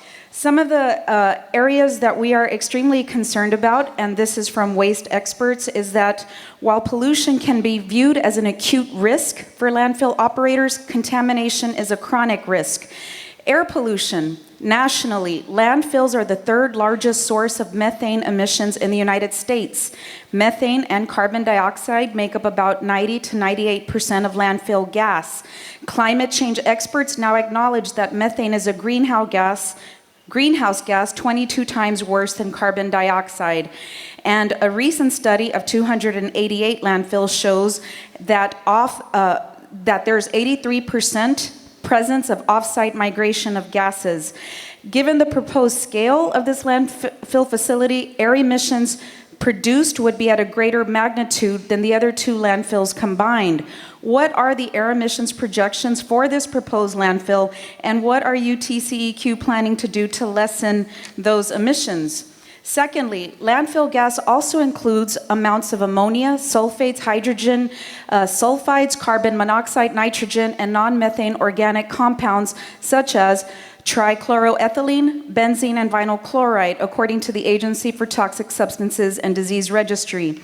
If built according to the wishes of their permit application, the PERC would become one of the largest landfills, not in Texas, but in the nation. I looked at the top 10 landfills, and what they are requesting to do would put them easily in the top 10 in our country. One question we had is the PERC planning to build a methane capture system that burns or vents all of the methane that will be moving through there? Or will they follow the example of other large-scale landfills that have constructed a waste-to-energy system that converts methane to electricity, a process that costs millions of dollars? Ms. Cortez, yes, if you could summarize. Okay, so sorry. The other issue is knowing the demographic facts of Webb County, 95% Hispanic, 32% living below the poverty line. How can the TCEQ, the permitting governmental agency, in good conscience permit a waste facility of this size and nature to be built in such a low-income area populated by people of color without being called out on environmental injustice?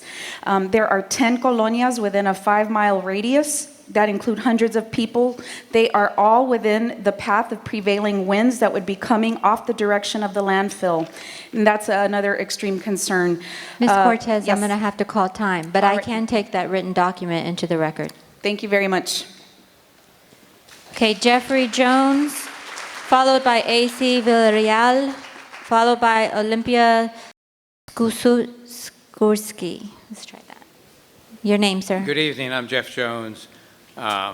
Good evening, Senator. I'm an investment advisor here for 40 years, an active member of the Rio Grande International Studies Center for 22 years, a student of the Western civilization for almost 70 years. All of us here are participants in our industrialized civilization and beneficiaries of that industrialization of the world's factors of production.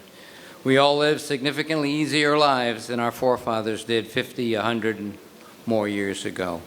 Few of us cut our own wood to grill with an axe. None of us drive a Conestoga wagon to San Antonio. All the increases in mechanization and efficiencies in the world have come at a cost. One cost has been in the lives of workers in factories, lacking in safety at that time. Another cost has been an increase in industrial and personal waste. We all share here in Laredo and nationwide in the benefits of our industrial economy. We must all share locally and nationwide in the costs, and by that cost I mean the waste generated by that economy. Our sharing effort has been inconsequential locally, historically. We are now being offered the opportunity to contribute significantly to a cleaner environment by permitting the safe disposal of regional waste at a local site that has been tested for long-term safe disposal to the extent possible given current technologies. We would be shirking our duty to Texas and the nation if we deny safe disposal merely to assuage the NIMBY folk. Thank you. Thank you, sir. Okay, is it Al C. Villarreal? Present? No? Okay.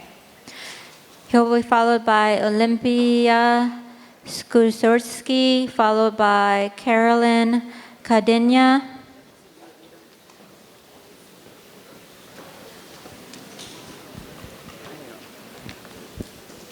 I'm sorry, ma'am. Good evening, I'm Luz Maria Delgado. Your name hasn't been called yet. I'm sorry. Well, then I have to. You want to go ahead? Okay, they're going to Okay, I placed state, my name about that's 3 okay. years ago. State your name for the record again, and you Okay. may go forward. Can I go? All right. Yes. Thank you. I'm Luz Maria Delgado Lomelí. I'm a citizen of Mexico City. I am now a resident here in Laredo, Texas, a city that I love dearly because my husband was a customs broker in Nuevo Laredo. His office is about 65 years old.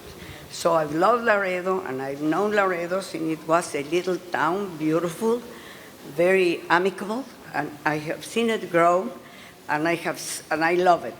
And I love it. It's my second home. And I'm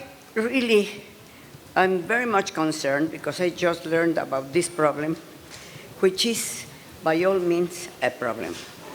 Is very grave, terrible, because contamination is not going to ask you the permit to do or not to do. It flows in the air. It is in the water. It is in our speaking, in our coughing, in everything. So what I would like to just tell you that many people have talked about it, and everything has been very nice. I would like to go into this matter more, so be really well informed. But I suggest that we should have a list of the toxics that are coming into the trash place and where they come from. I mean, if they come from the north, or the east, or the west, or from China, from Japan, or wherever. Each country has its own viruses, their own microbios, their own problems, and we're going to import them whole as a whole. And I have a word that has been a slogan for me in my long period. I am a co-founder of the Green Party in Mexico City. I was a candidate for a surplus senator for the city of Mexico. But all the ecologists ran away. Politics and money turned the party apart. So politics and ecology don't work. And I think this is a matter of a lot of money. But I can suggest something. If you already have this great project, which I think it costs a lot of millions, why not get it into a large recycling place? But you have to give education to the people. One doesn't be an ecologist just one night, and you have to do this and that. No.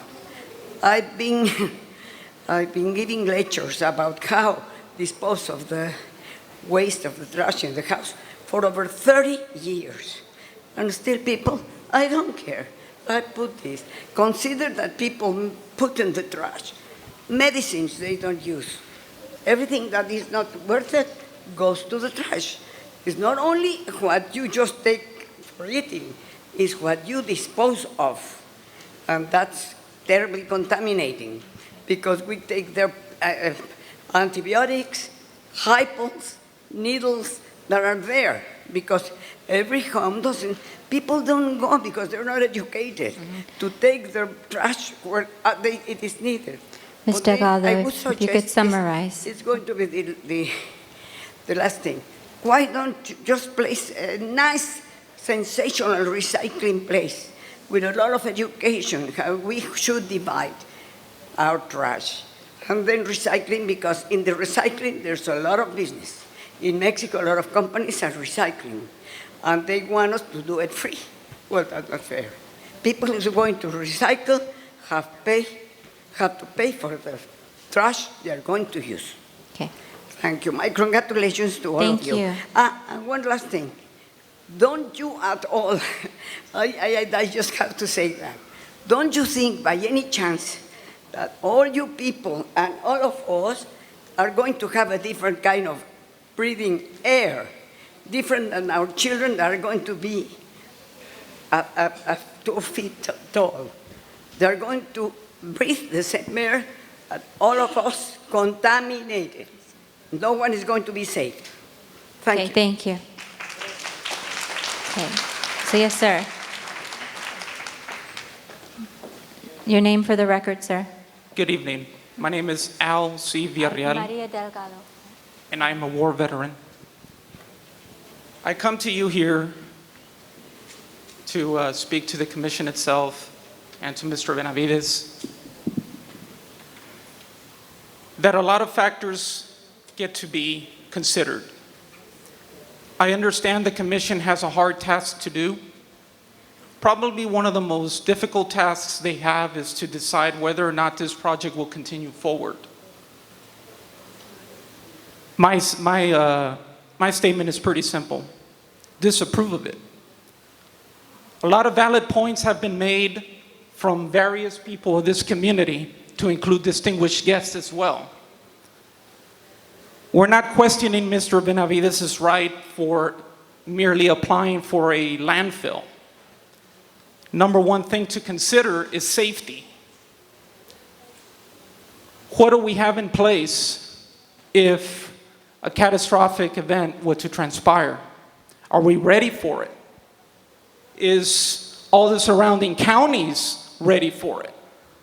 Have we discussed what if in fact we have an ERT team in place, which by now we probably either have one or we don't. So I merely say no with this project. That is what I believe. And I'm sure some of these people here mean well. They have very good valid points. Some that are in the business community, they have a lot of good valid points. But at the end of the day, we have to ask ourselves, safety. What do we have in place? I understand there will be a lot of waste coming for over 800 miles or so. 11 states, the country of Mexico. But why Laredo? I could be wrong, but Laredo will probably be the 15th city with this type of landfill. But Laredo will probably be the biggest one of them all. Now, we really need to ask ourselves, we need to protect the environment. Now, I know the environment probably comes dead last to some people, but it really must be considered if we're going to move forward with a project like this, whether it be for personal gain, profit, or whatnot. Now, I want to thank you, Senator, for coming down here and listening to every single one of us here. Now, I don't speak on everybody, but I do hope that the commission makes the right decision. Because, you know, we live in a society today where there's a lot of divide. With everything going on, we really must think about putting the environment right up there with what's going on abroad. You're at time. Thank you. Okay, thanks. Okay, so just to be sure, Olympia Skruzorski is not present. Okay, go ahead and state your name for the record.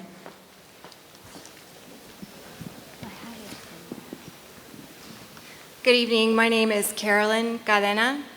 My firm represents Stop Pescadito Industrial Landfill League, or SPIL. First, I'd like to address the idea in a couple of the comments that were made this evening about private enterprise and the assertion that a person in this country, anyone, has the right to engage in a private venture. And the implication behind that was that this right is unfettered, and that's simply an absurd assertion.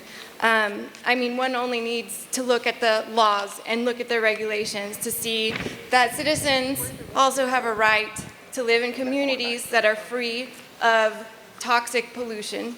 And it is the government's job, it is the agency's job, it is TCEQ's job to balance these rights and liberties and interests. And yes, we have capitalism in our country, but that doesn't give private venturers an unfettered rights to open businesses wherever they please. That's not how capitalism works in our country. So the TCEQ needs to balance these rights. They need to allow private enterprise, but not at the expense of the public health. Allow capitalism, but not at the expense of the public health. And I just want to clarify, because there's been a lot of talk about whether the waste at the landfill is indeed toxic. I'm sorry, my notes are a little unorganized. And I just want to clarify, coal ash waste is highly toxic. It's carcinogenic, it contains arsenic, mercury, chromium, and lead. It's well documented that it is a cause of nervous system damage, developmental defects, brain swelling, cardiovascular issues, anemia, asthma, kidney disease, stomach ulcers, intestinal ulcers, stomach cancer, urinary tract cancers, lung cancer, skin cancer, and death. We're talking about highly toxic material that's going to be imported into this landfill. And the community that's going to be affected, like many of the commenters have already stated, are underprivileged communities, communities of color, and this simply cannot lie. This is environmental racism, and it is the TCEQ's job to protect these communities and make sure that their interests are protected against polluters of toxic waste. Thank you. Thank you. Next up is Tomas Rodriguez. Tomas is going to be followed by Sharon Jordan and Paul Guerra.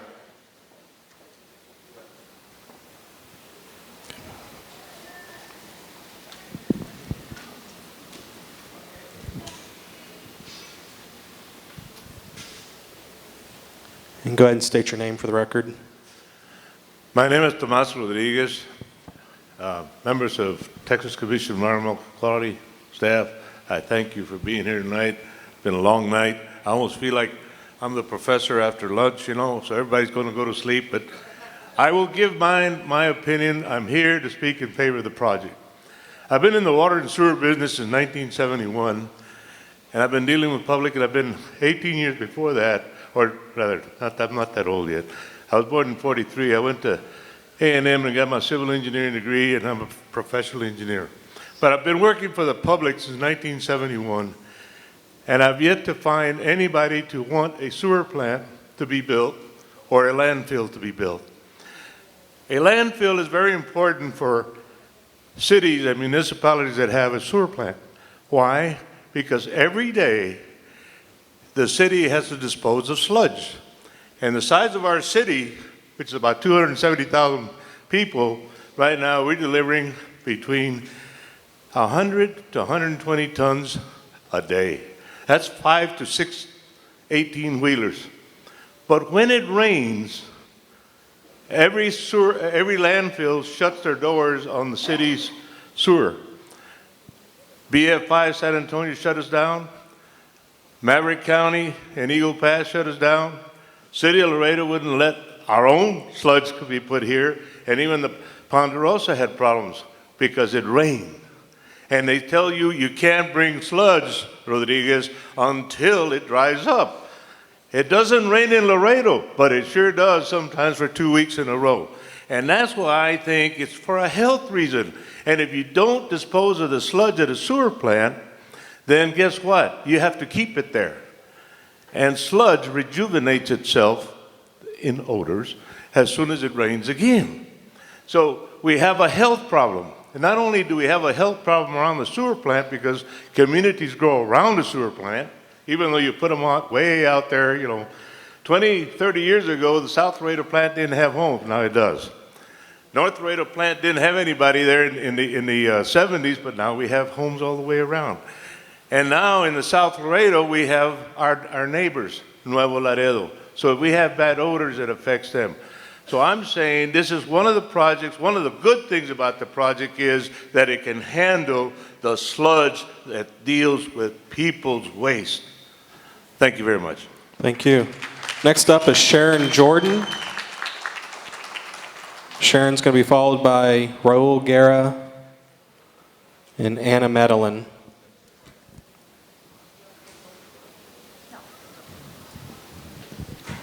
For the record, my name is Sharon Jordan. Good evening, members of the TCEQ board, Senator Zaffirini. I thank you for allowing me to voice just a few of the grave concerns that not only I, but many Laredo and Webb County residents have about the proposed toxic landfill. The developer states that Laredo needs this landfill. Why? We already have 2 operational landfills that are estimated to have over 100 remaining years of capacity. We don't need or want another landfill. He states, and I quote, that if this landfill is approved, we will not need another landfill south of San Antonio. So that implies that this is a bad thing, and that if we get it, the rest of South Texas won't need to have it. The Pescadito permit application indicates that it will accept waste from an 800-mile radius, including 11 states and Mexico, and it includes class 1, 2, and 3 industrial waste that can be toxic. One of these specified is coal ash, a toxic material which contains mercury, chromium, arsenic, lead, selenium, boron, manganese, and other poisonous components. Our prevailing southeast wind will blow over that proposed landfill site and then continue over neighboring Las Lomas and Las Pilas subdivisions, Pueblo Nuevo, the community at Las Blancas, the Judge Solomon Casip Correctional Facility, or Youth Village as it is called, and all the homes and businesses located along Highway 359 and Highway 59. It is certainly feasible that the wind will blow toxic dust and debris into these areas, and as the proposed landfill site is located as the crow flies, approximately 18 miles east of Laredo, it is very possible and highly likely that the prevailing southeast breeze will blow that dust into our city as well. It is a fact that coal ash, as it is called, kills grass, plants, and trees, and poses a serious health threat to animals and humans. Do you really want to force us to have that here in our area? Factories throughout our country and Mexico make millions of products that are sold in the U.S. and other countries. The downside is that a byproduct of industrial waste, some of which is toxic. These manufacturers aren't stupid enough to want to keep it in their communities where they and their families live and work. Oh no, they want to send it, often at great expense, to someone, anyone, who is, let's say, uninformed enough to take it.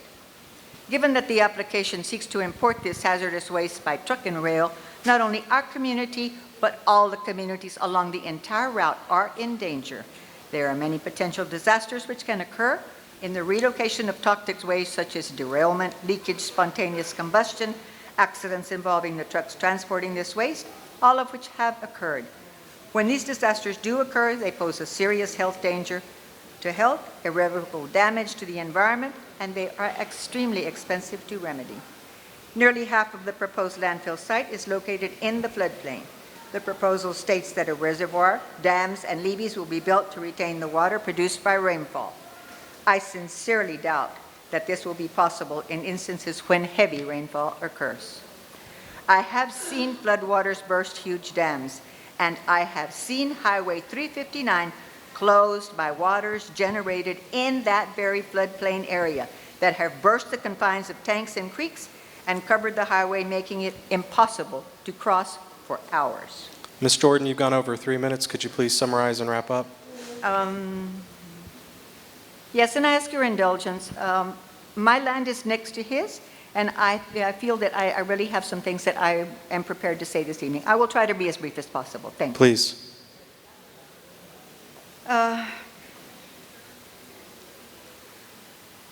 Where will these waters go when they overflow those bounds? The answer is to the neighboring properties and ultimately to the Rio Grande. Is it fair to take that chance that our river, the source of not only our drinking water, but the drinking water of millions of people in the United States and Mexico, could become contaminated? I don't think so. The developer also tells us that the landfill would be a benefit to the community. According to whom?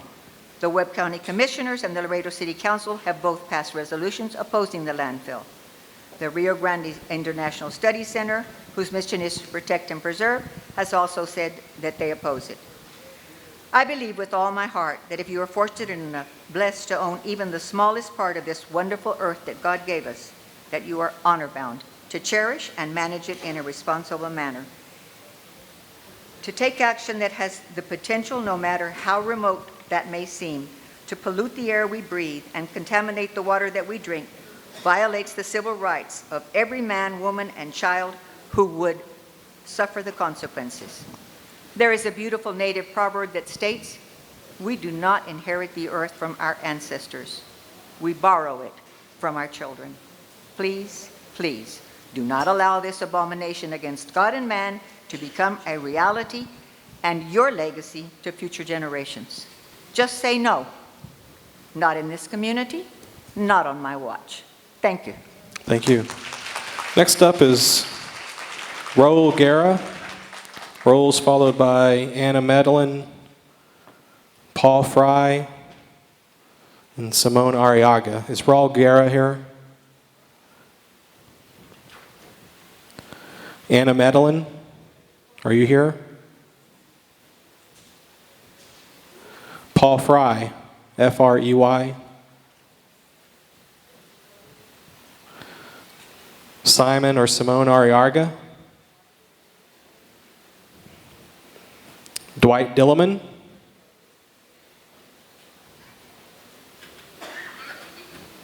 Sir, are you Dwight? Okay. Dwight's going to be followed by Gabrielle Carranza, Norma Flores, and Olivio Martinez.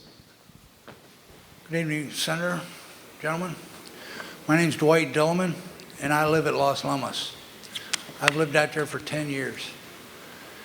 And he's put on his application that the temperature normally is 95 degrees. We've had only 3 days in the last 2 months that's been below 95. And it's always about 105 normal temperature. The actual temperature, heat-wise, is averaging about 120. It gets very, very hot all summer long. And that wind comes from his direction right over my property. I enjoy sitting out on my back porch watching my horses. I'm retired because I got hurt at work. So that's about all I got enjoyment anymore is sitting out on my back porch. Have any of you gentlemen ever been up 90-94 in Chicago through Calumet City? There's an old landfill up there. I drove truck for 40 years. And there's an old landfill up there that's been closed for years. And the methane gas off of that landfill is still tremendous today. I mean, you can't hardly drive up through there. These poor people that live down there close to this, are they going to be wanting to have 150 trucks waiting in line to get unloaded in the morning with their engines and diesel fumes and smoke and stuff coming off their trucks because the air conditioners have to be running? And these people are going to have that exhaust fumes down there? It's bad. I've been in them lines. We hauled this trash out of New Jersey and New York when I worked for a company in Indiana. We hauled into landfills in Indiana and Kentucky that supposedly had 12, 15, 25-year expectancies. We filled those landfills up in 6 months. That's how many trucks are going to be coming. And they're going to be sitting in line 100 trucks deep. Are you going to have a driveway that long to hold that many trucks? Or are they going to be sitting out along the highway? That's pretty dangerous. And those fumes and that noise of those engines running all night long, because them guys are going to start showing up about 2 o'clock in the morning. And they're going to be sleeping out there. And those fumes from those trucks gets pretty rank. And it's dangerous. It's toxic too. And is this biomedical grade? Are you going to be bringing in medical grade waste from hospitals? Okay, we hauled that stuff out of New York, and they paid tremendous money. And it was bio-hospital grade material.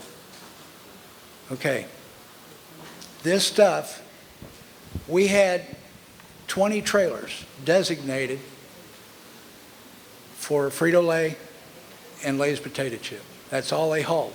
They go out loaded with Frito-Lay stuff and come back empty. But one of our trucks was sitting in first in line at one of these landfills in Indiana that was having this same kind of meeting. And they got a picture of our truck first in line at this landfill. Frito-Lay called us up that day, and canceled our multi-million-dollar contracts. Mr. Dillman, you've gone over 3 minutes. Could you summarize and wrap up, please? Lay's potato chip did the same thing. They canceled a multi-million-dollar contract because they didn't want any of our contaminated trailers to get into their food supply. How many of these trailers that are going to be coming into his facility are not going to be washed out properly, and they're going to be coming up here and hauling cabbage, broccoli, asparagus, potatoes, our food out of this area, down in the valley, without properly washing these trailers out. And they're going to be loading our food supply, and they're going to contaminate a lot of people. That's all I have to say. Thank you.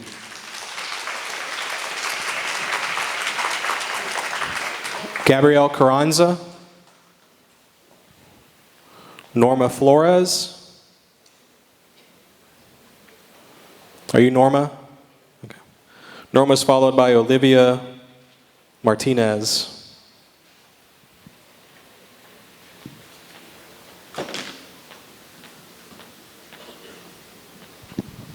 Hi, good evening. As I sit and ponder on our beautiful community, it saddens me to think that we're leaving it in the hands of a select few. We do not need another landfill. We do not want it. We most definitely did not ask for it. Aside from the obvious silent killer, coal ash, that we will be ingesting by air, land, and water, comes the question of accountability. Who is going to be accountable for the damages our city encounters in the event of an explosion due to combustible waste? TCEQ, Mr. C.Y. Benavides, the City of Laredo, or ultimately us, the taxpayers? Who is going to be responsible for the many catastrophic circumstances that will arise as a result of this toxic waste dump? A small mistake will create a ripple effect of consequences that our communities are not trained or equipped to deal with. Experts can predict and infer based on their knowledge and calculations to create feasible theories. However, my concern is what we don't know, what we can't measure, and what we can't see. The uncertainty of the unknown is even scarier than all the knowledge we already have on this proposed landfill. Not only geographically, economically, but most importantly, unmeasurable potential deadly health risks that we are not prepared to deal with. Thank you. Thank you. Olivia Martinez. Aaron Aguilar. No, it's Olivia Martinez. Aaron Aguilar. Mary Carmen Ancona. Mary Carmen Ancona. Angel or Angel Medellin. Angel Medellin. Medellin, thank you. Is Angel Medellin here? Oscar Villa.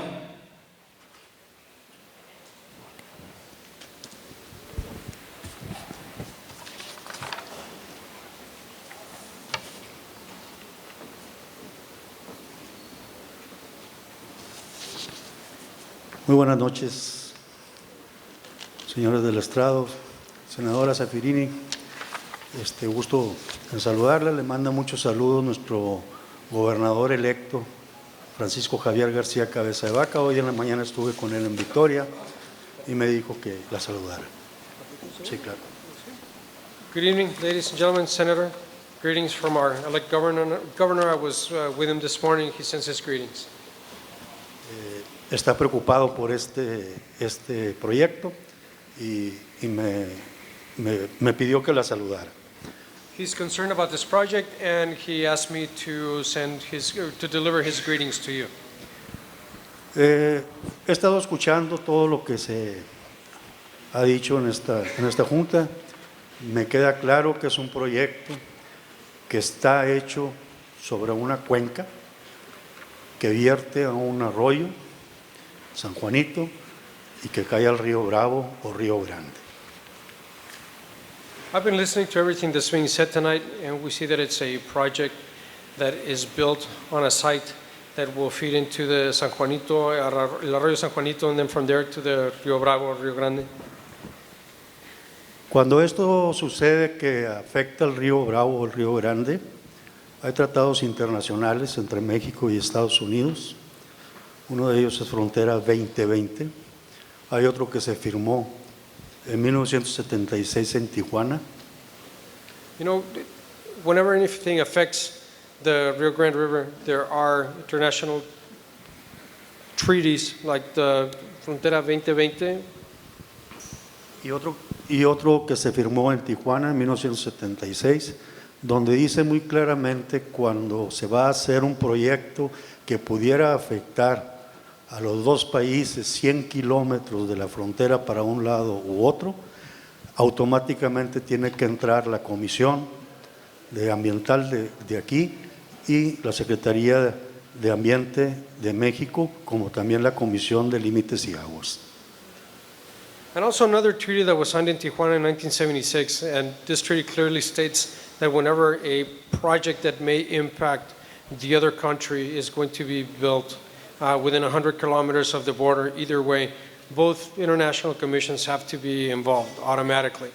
The TCEQ on one end and the SILA, the Comité Internacional de Límites y Aguas, the IBWC equivalent in Mexico, has to be involved.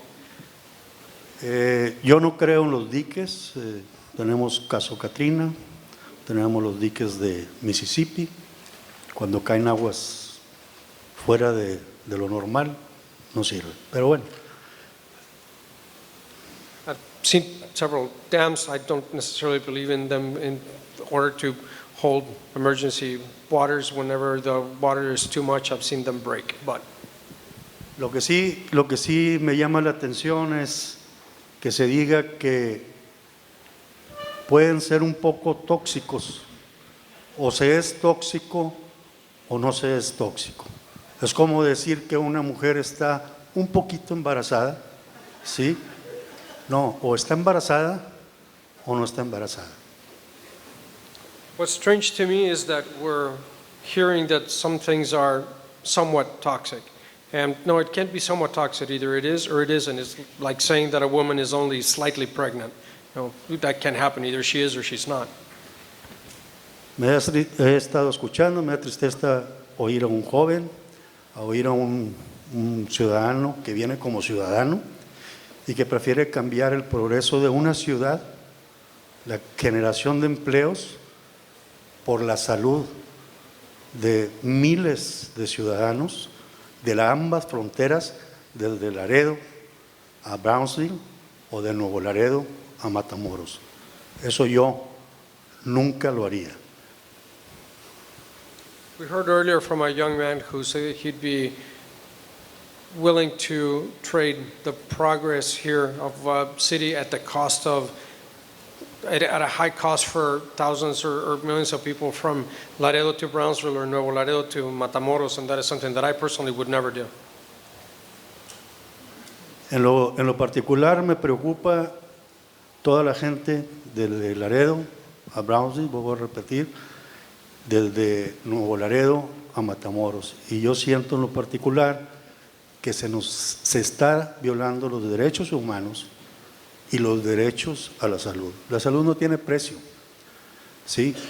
Es preferible 1000 veces no hacer algo que pueda afectar la salud de la gente, prevenir y no remediar. No hay cosa más cara que remediar las cosas que ya se hicieron en contra de la salud. En lo particular soy cirujano dentista, tengo mi maestría y la salud no tiene precio. I'm particularly concerned for the people between Laredo and Brownsville, Nuevo Laredo and Matamoros, like I said earlier. And it's concerning that we would even consider doing something that may affect the health. There is no price to health. And it is always better to not, it's 1,000 times better to not do something in order to prevent what could happen instead of then later having to remediate it. It's always more expensive to try to fix something gone wrong. I'm a dental surgeon. I have a master's degree, and I can say this from a medical perspective. This is the way it should be. Muchas gracias por su atención y senadora, vuelvo a extenderle el saludo de nuestro gobernador electo y muchas gracias. Thank you for your attention, and Senator, once again, greetings from our elect government. All right. Thank you. Up next is Julio de la Cruz. Julio de la Cruz. Ricardo Flores.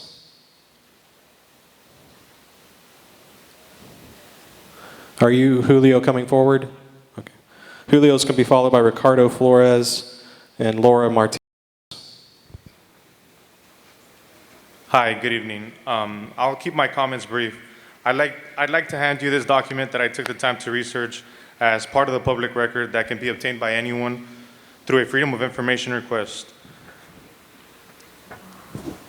This here is a proposed settlement agreement from the leadership, opposition, and A&B cattle to Carlos Benavides and Rancho Viejo. This settlement essentially says that Ms. Galo is willing to support the Pescadito Environmental Resource Center if she is paid enough money. I support entrepreneurship. I support job creation. I support local economic growth, and for the same reasons, I support the Pescadito Environmental Research Center. So I stand here before you asking to please grant the permit and help Laredo grow even more as a powerful economic community. Thank you. Thank you. Ricardo Flores, followed by Laura Martinez and Eduardo Robledo Jr.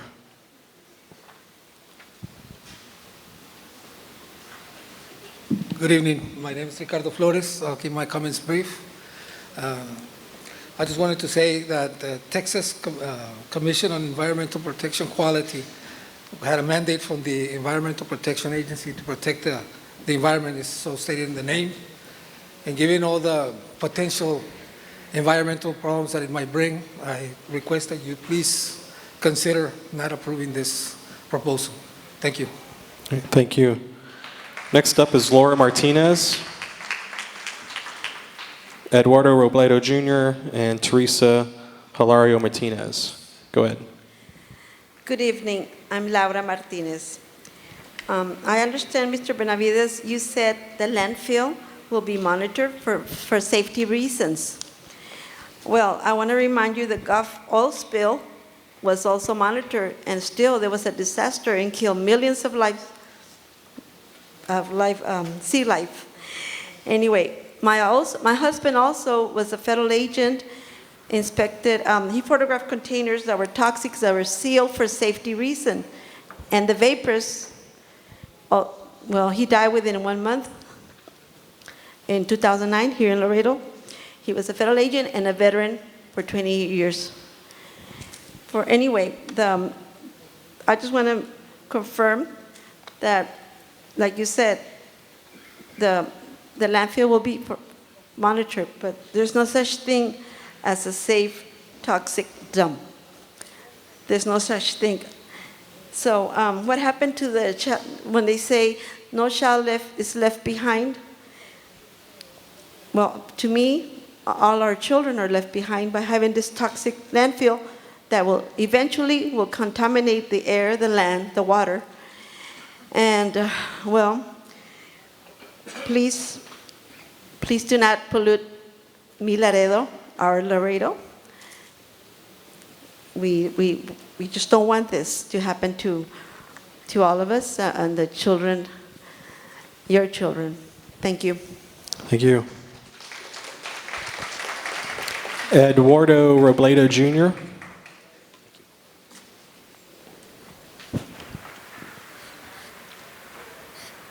Good evening. My name is Eduardo Robledo Jr. This is Storm Veteran, and I stand here before you Jim, could you help him get a little bit closer? as a result of being around chemicals and in a desert war. I have been diagnosed with IPF, idiopathic pulmonary fibrosis, the scarring of my lungs. I have maybe 5 years tops to live. And it's mainly because of chemicals that I inhaled while we were at war. What's to say that these same toxins will not come down on our children? It's very difficult to breathe. I'm only 48 years old. I want to live to see my grandchildren, and I don't think that I will. What problems are we going to give them if they have to be carrying around an oxygen tank the way I have at an early age? I did it on my own voluntarily by doing it for my country.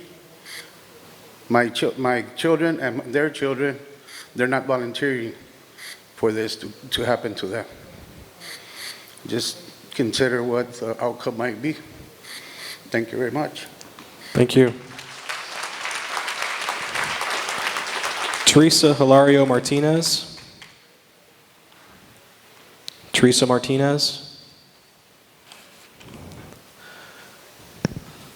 Okay, that was the last person I had signed in to speak tonight. Is there anyone else who wishes to provide formal comments at tonight's public meeting? Did you fill out one of our registration forms? No, sir. Okay, I'm going to ask you to come up and, come on up and state your name for the record, and then I'm going to ask you to fill out one of our registration forms. Senator, members of TCEQ, members of Viejo Ranch, good evening. My name is Daryl Mills.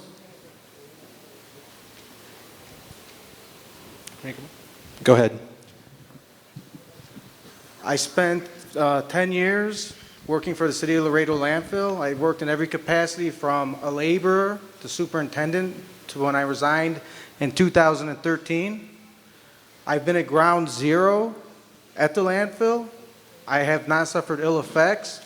I ask you to approve this permit because with the numbers I'm hearing, 151 years of life left. The Laredo landfill has about 16 years of life and they have no dirt. They're importing it. They don't get dirt for one day or a week. They're going to have to use alternative cover, and that's only good for 24 hours. I'm asking you, that landfill needs to be terminated, and we need to seek a second place and not be held under a monopoly by one private landfill. The second thing, I left in 2013, so I'm not aware of what happened in 2014, but I can tell you firsthand, we did accept waste from Mexico, Sony in particular. We do accept hazardous waste, non-friable asbestos. We did take it in. Special waste, everyone's concerned about special waste. Special waste can be anything from a dead carcass to 1,000 crates of candles. It just depends, and we rely on the TCEQ in the local office while I was there to give us guidance on these things. These are all documented. Any record request from the City of Laredo will verify what I'm saying. We're concerned about the environment. I am too. The City of Laredo landfill lies less than 3 miles from the Rio Grande, and it lies, the southeast corner, of that landfill lies in a floodplain. Mr. Benavides' ranch is at least 28 miles away from the Rio Grande. I think this is a good opportunity for the community. The waste that people are talking about that's coming from Mexico, it's not Mexican waste. Let's be honest of what it is. It's maquiladora waste. And it's supposed to be returned by NAFTA agreement back to the country of origin, which is the United States. Environmental racism, I really don't know if I can accept that. It's a matter of freight.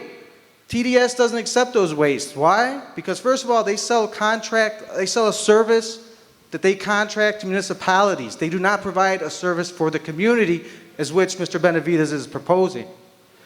Second is the freight, the shipment of freight.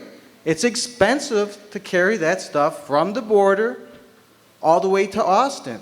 It's as simple as that. It's a matter of economics.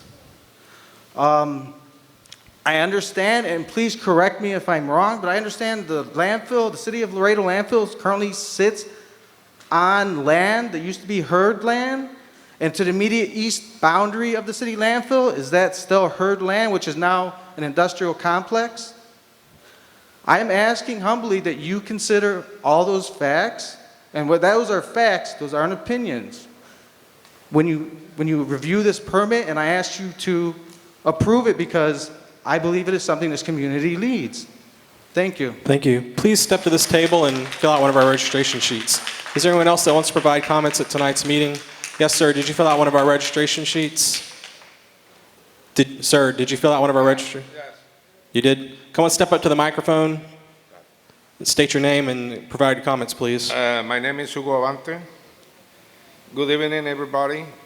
Every new project may confuse us. It's normal.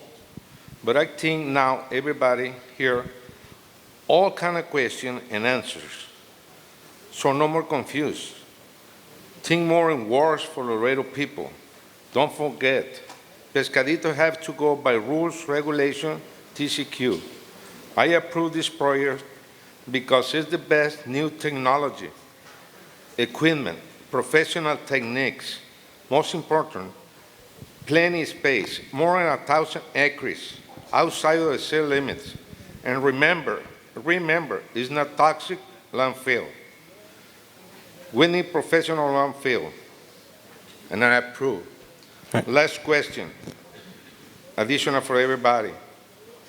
Why nobody say nothing about city landfill, and it's inside of the city limits? Pescadito landfill is 20 miles away. Thank you. Thank you. Do you mind stepping over to that, sir? Sir, do you mind stepping to that table so we can find your registration sheet? Thank you. Did you fill out one of our registration sheets? I had. Okay. Go ahead and state your name and provide your comments. For the record, Uriel Drucker. Senator, thank you for hosting this, and members of the TCEQ. I'm a local attorney here in Laredo, Texas, so I come here as a concerned citizen myself, but I also come representing some other folks that have come up here and have already spoken. I represent Rosemary Jordan, Jerome Jordan, Robert Jordan, and John Meadson, and Anna Jordan. We filed some comments that are actually on file, and they have a slew of comments that have been brought up and raised, and so I just want to focus on some of the essential ones. This family, all these people, they are being impacted directly by this proposed landfill. All of these individuals own property that's in very close proximity to the proposed landfill site. And one of the things that's been raised is these individuals have been fighting this since the inception, since this has come up originally in 2013, and they're going to continue to fight it. And the reason is because this proposed landfill sits so close to proximity to their land. We have grave concerns. We've heard about it being placed on a floodplain, and we've been hearing that it's considered a great location for this because it's far out. A floodplain is not a great location. We just heard, up until today, before this meeting started, we were under the impression that this was a technically complete application. And it was pretty staggering to hear from the Webb County floodplain administrator that some of the information that was provided, in which they had originally issued documents to approve this thing, were actually inaccurate. The information that was given to them is inaccurate. So the problem is we cannot rely on the information that was provided, and that is grave concern. The problem also is that this application has had material changes to it, including this floodplain issue. The water flow now potentially can go and affect the land that's next to it. The proposed levees and dams and everything that they're saying that's going to prevent this is just not something that could be controlled like that. It has not been scrutinized on up-to-date and accurate information. Webb County itself has not issued out a permit for this. So all these families have been investing their time and energy to fight this up until now, and now we learned that the information that's been provided is inaccurate and does not it does not support the application.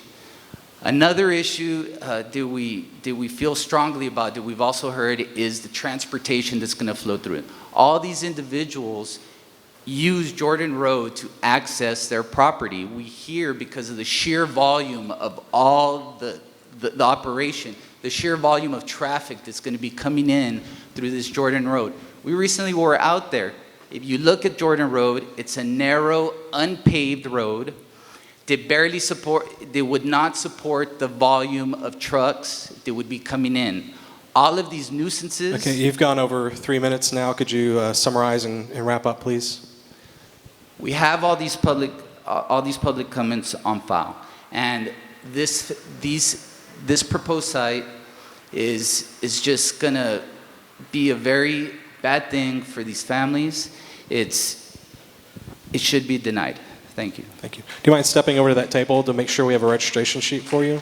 Yes, sir. Did you fill out one of our registration sheets? Yes, sir. Okay, go ahead and state your name and provide your comments. My name is James Varela. As stated before, the developer said he does not seek to accept toxic waste. Yet will the developers accept toxic waste, radioactive waste, nuclear, biohazardous, and/or special waste if asked to accept from a customer? Yes, our city might be accepting waste from others at the moment, but why keep accepting from others? Two wrongs don't make a right.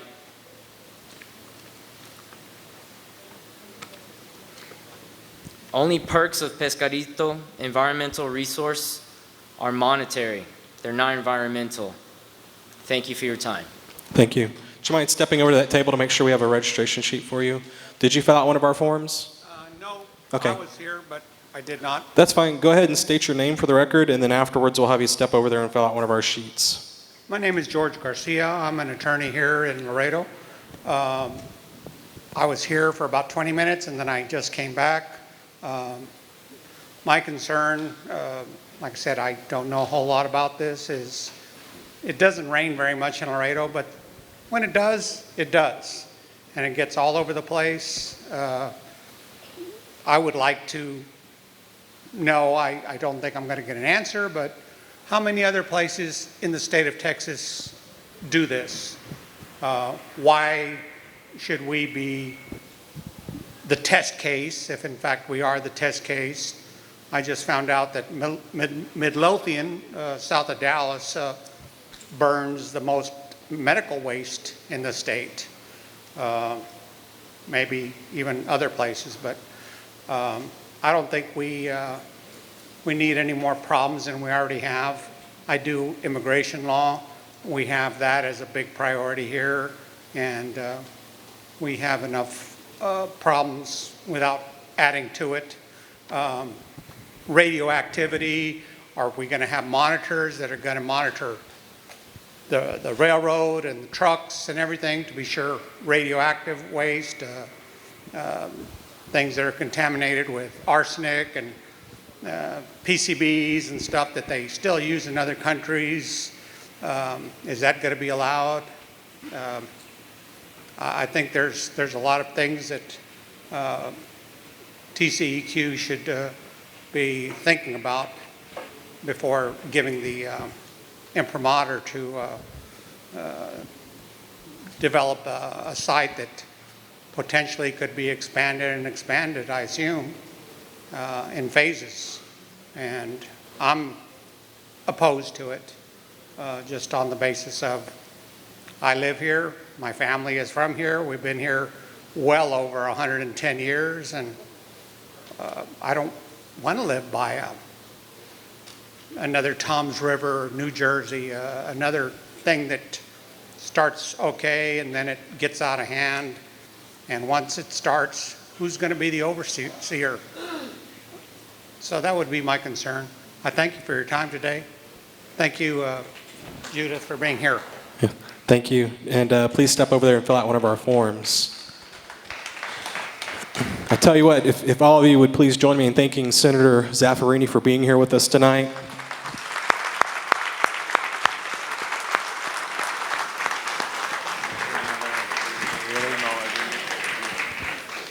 Senator Zaffirini requested this meeting tonight. She's been a gracious host, and she's stayed with us for the entire meeting. I'd like to thank you all for being here tonight. As a reminder, tonight is not the end of the comment period. Who are we pointing at?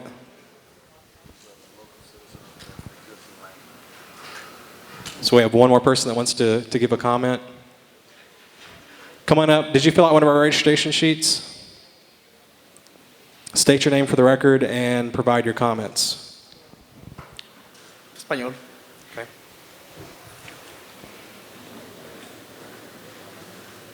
Buenas noches, mi nombre es Joaquín Ortega y creo yo que mi opinión de todo esto es todo este tiempo que estamos esta discusión, este problema que se encuentra, digo yo que están peleando para hacer un landfill 20 millas fuera de Laredo. Creo yo que deberíamos de quitar el que tenemos adentro. Good evening, my name is Joaquin Ortega, and I'd like to say that, this whole mess that we're talking about, establishing a new landfill 20 miles outside Laredo, we should just close the one that we have within the city limits. Creo que es preferible quitar el que tenemos aquí en Laredo, a 2 millas aquí. ¿Es preferible el que tenemos? No, es preferible quitar el que tenemos. I think it would be better, I would prefer it if we shut down the one that we have inside the city.